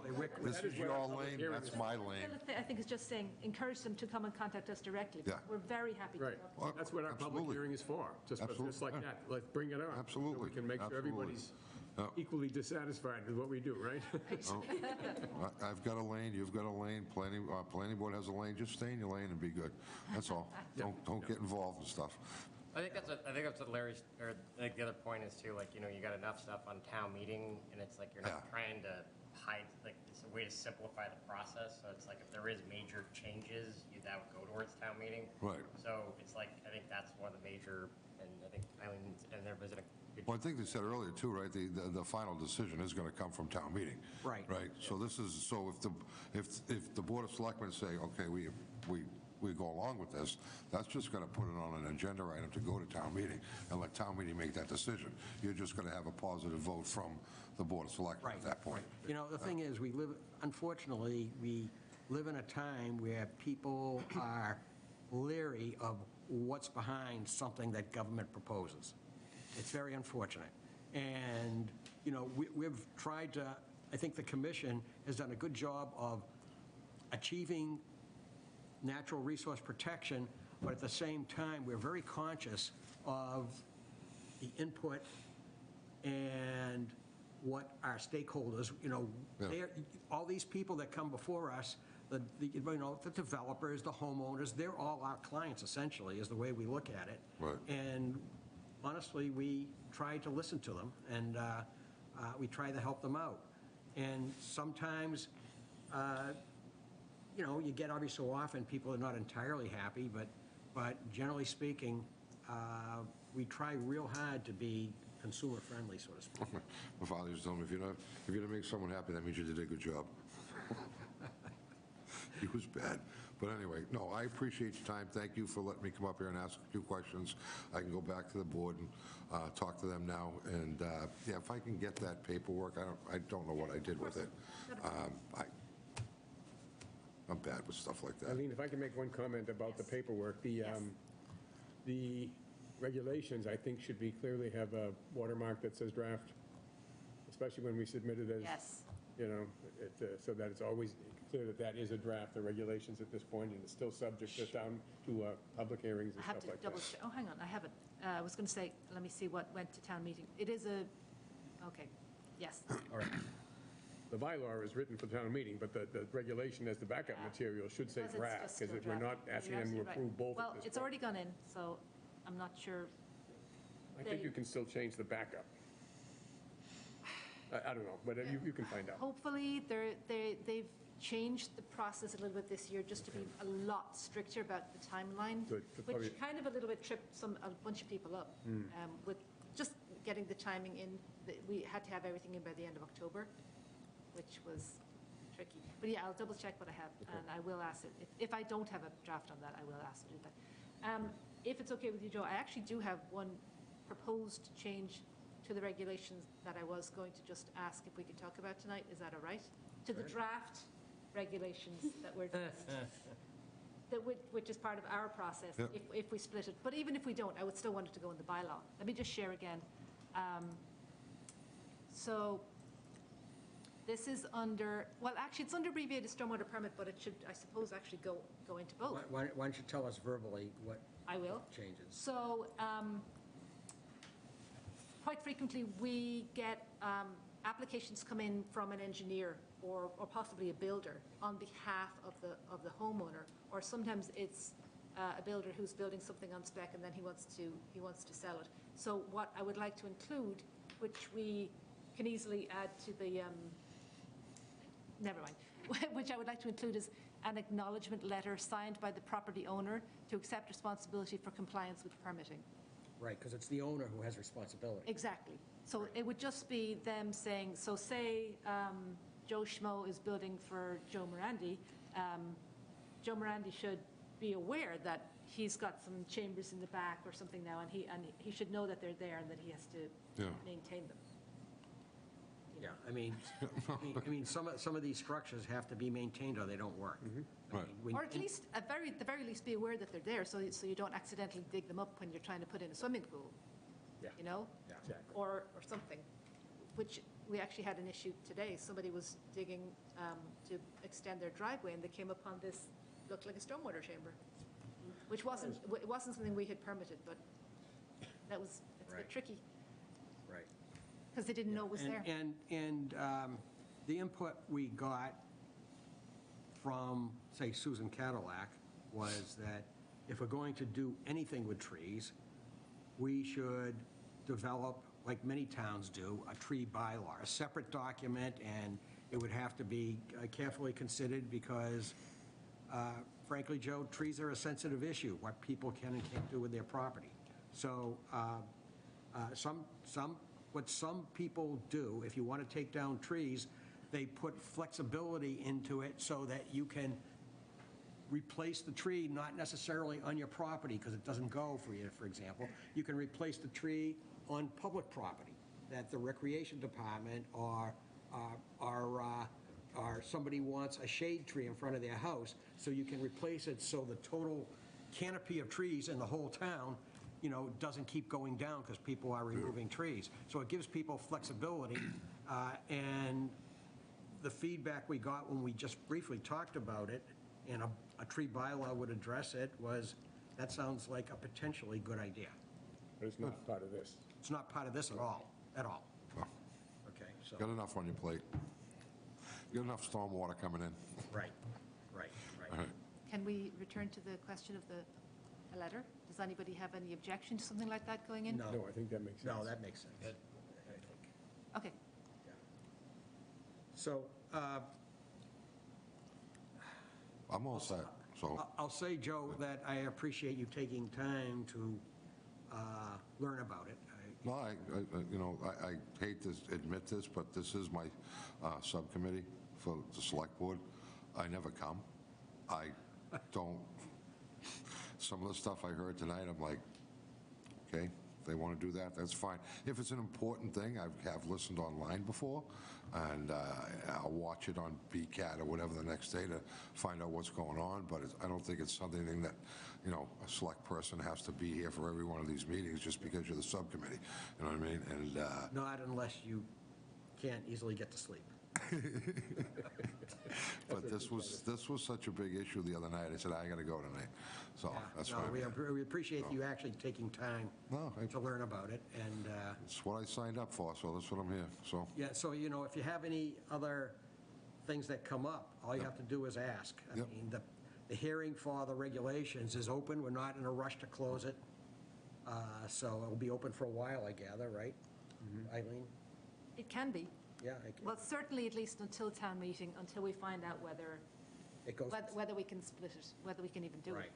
right. Right? Well, I know sitting there, I'm sure you guys want to go home, and I'm probably the last one you want to be talking to right now, so I've asked my questions, I've done my thing, I can go back, and thank you for giving me the time. Okay. Appreciate it, all right? Have a good night, everybody. Joe, Thank you. it's good to see you. Yep, always good, thank you. Good night. Take care. Larry? Yeah. I don't know who that is. Is that a BCAT person or? No, who is Sadie Backstrom online? Anybody know? I don't know, she might be interested in stormwater, or she might have been the person who was here for the Sadie, Conrad. can you hear us? Yeah, I can hear you. Are you interested in some particular topic that we covered or that we didn't give you a chance to talk about?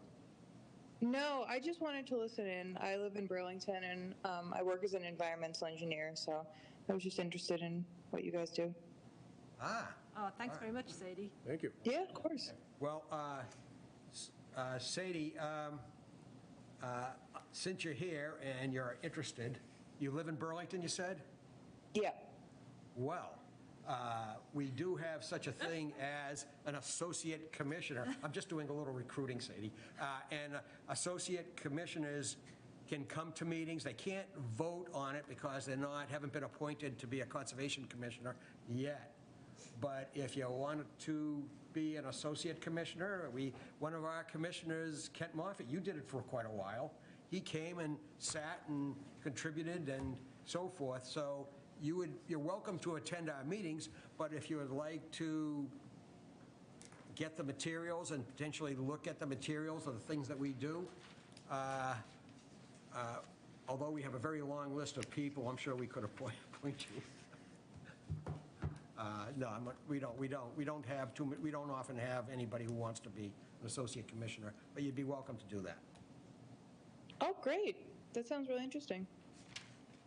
And She didn't run away or log off. Thank you, Sadie. Click, she's gone. Sadie, if you are interested in finding out more, you can contact me or Lucy anytime, okay? Okay, great. Thanks so much. Or Larry, of course, but I just mean we're easily accessible. Right. That sounds, yeah, absolutely. All right, is there anyone else online that we missed? Nope. All right. Can I just tell everybody that, so just to get back, Larry and Bill and I had gone to the select board, and as you heard, it kind of turned into something that we weren't really expecting, with some general suspicion about why we were doing this. And I had provided this table. I can't remember whether this went to everybody already, and if not, let me know and I'll send it to you guys, which is just summarizing exactly where all the parts went. So this went into the bylaw, this is going into the regulations. And if you have any questions still about any of this, just let me know. Okay. There's going to be something else. All right. Can I ask a clarifying question? I'm still unclear on, okay, so if the bylaw needs to change, town meeting needs to vote on that, assuming the split is approved. So can we just change the regulations however we see fit? Yes, but So that was the worry about the Road Conservation Commission. Correct. yes, Saying we declare that no one shall ever cut down another tree. yes. If I had my way. Okay. But, okay, but this is a stormwater bylaw. I think people tend to just conflate what we do quite a lot, and I was a bit surprised at the select board when they thought we were going to go rogue like that. I mean, for a start, there's 7 of you. It would need a majority to really go rogue, wouldn't it? Thank you. So, okay.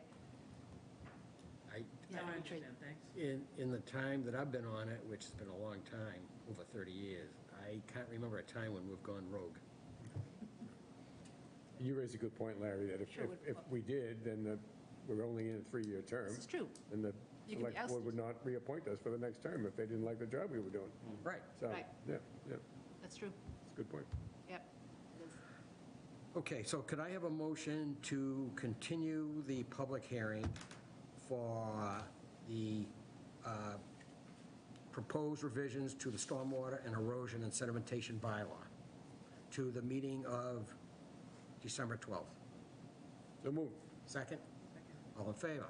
Could I have a motion that carries 700? Could I have a motion, the same motion, to continue the newly opened hearing for the proposed stormwater bylaw regulations to the meeting of December 12, 2024? So moved. Second? Second. All in favor? Same vote, 700. Okay, so now we're on administrative things. Planning board comments, anybody? Is there anything needed? We do not really have anything to, no. Okay. We don't, but we do have some other things when we get to it. Yep, subcommittee and staff reports, is there anything? Nope. Well, I have a question on that. Are we reconvening our meeting? We had a couple of developers who were interested in this. Actually, Susan did ask about that, whether we had made a date for that, and we hadn't. And I told her I would let her know after tonight whether we had made any changes. So we can. Do you want to have a quick meeting maybe before our next Yes. conservation meeting, or at least before town? I think it would be a good idea in case there's any concerns. It's better to know about it before we go Sure. too far forward. Yep. Well, what works for you guys, or at least what can I put out there? Do you want it to be you want it to be before the December 12th one? Right. So first week in December. I'll punt it out to those two and see what they Yeah, can. see if what they they're can do. interested. Okay. Okay, so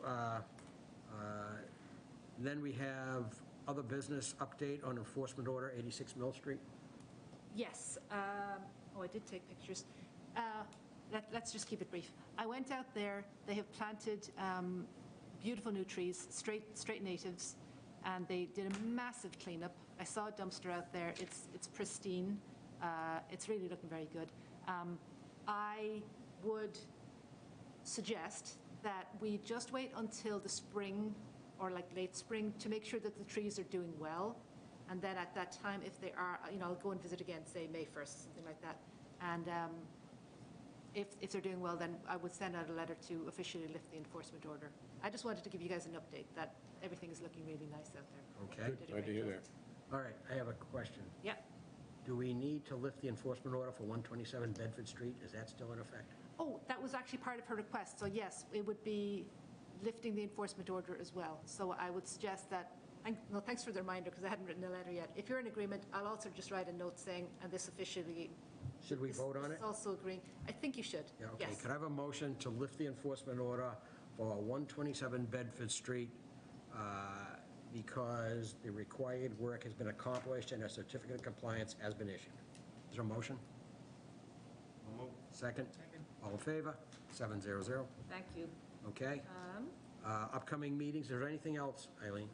Yes, there's a couple of things. We have a draft schedule that Lucy sent out to you guys earlier that we don't have to vote on tonight, just I want you guys to have it. We can vote in the December meeting. It's the usual second and fourth Thursdays, except for the ones where we only have one, which is July, August, November, December. Just let me know if there's any issues with any of you for next year, but I'm hoping that looks reasonable. Can we go to one meeting every other month? Well, it's funny, we were just in a meeting recently, and I know of a few towns where they've switched to every 3 weeks. Really? And they find that it works very well. really. I'm not suggesting we do. I'm just saying that other towns do it differently. Right. And that works for them. All right. Okay.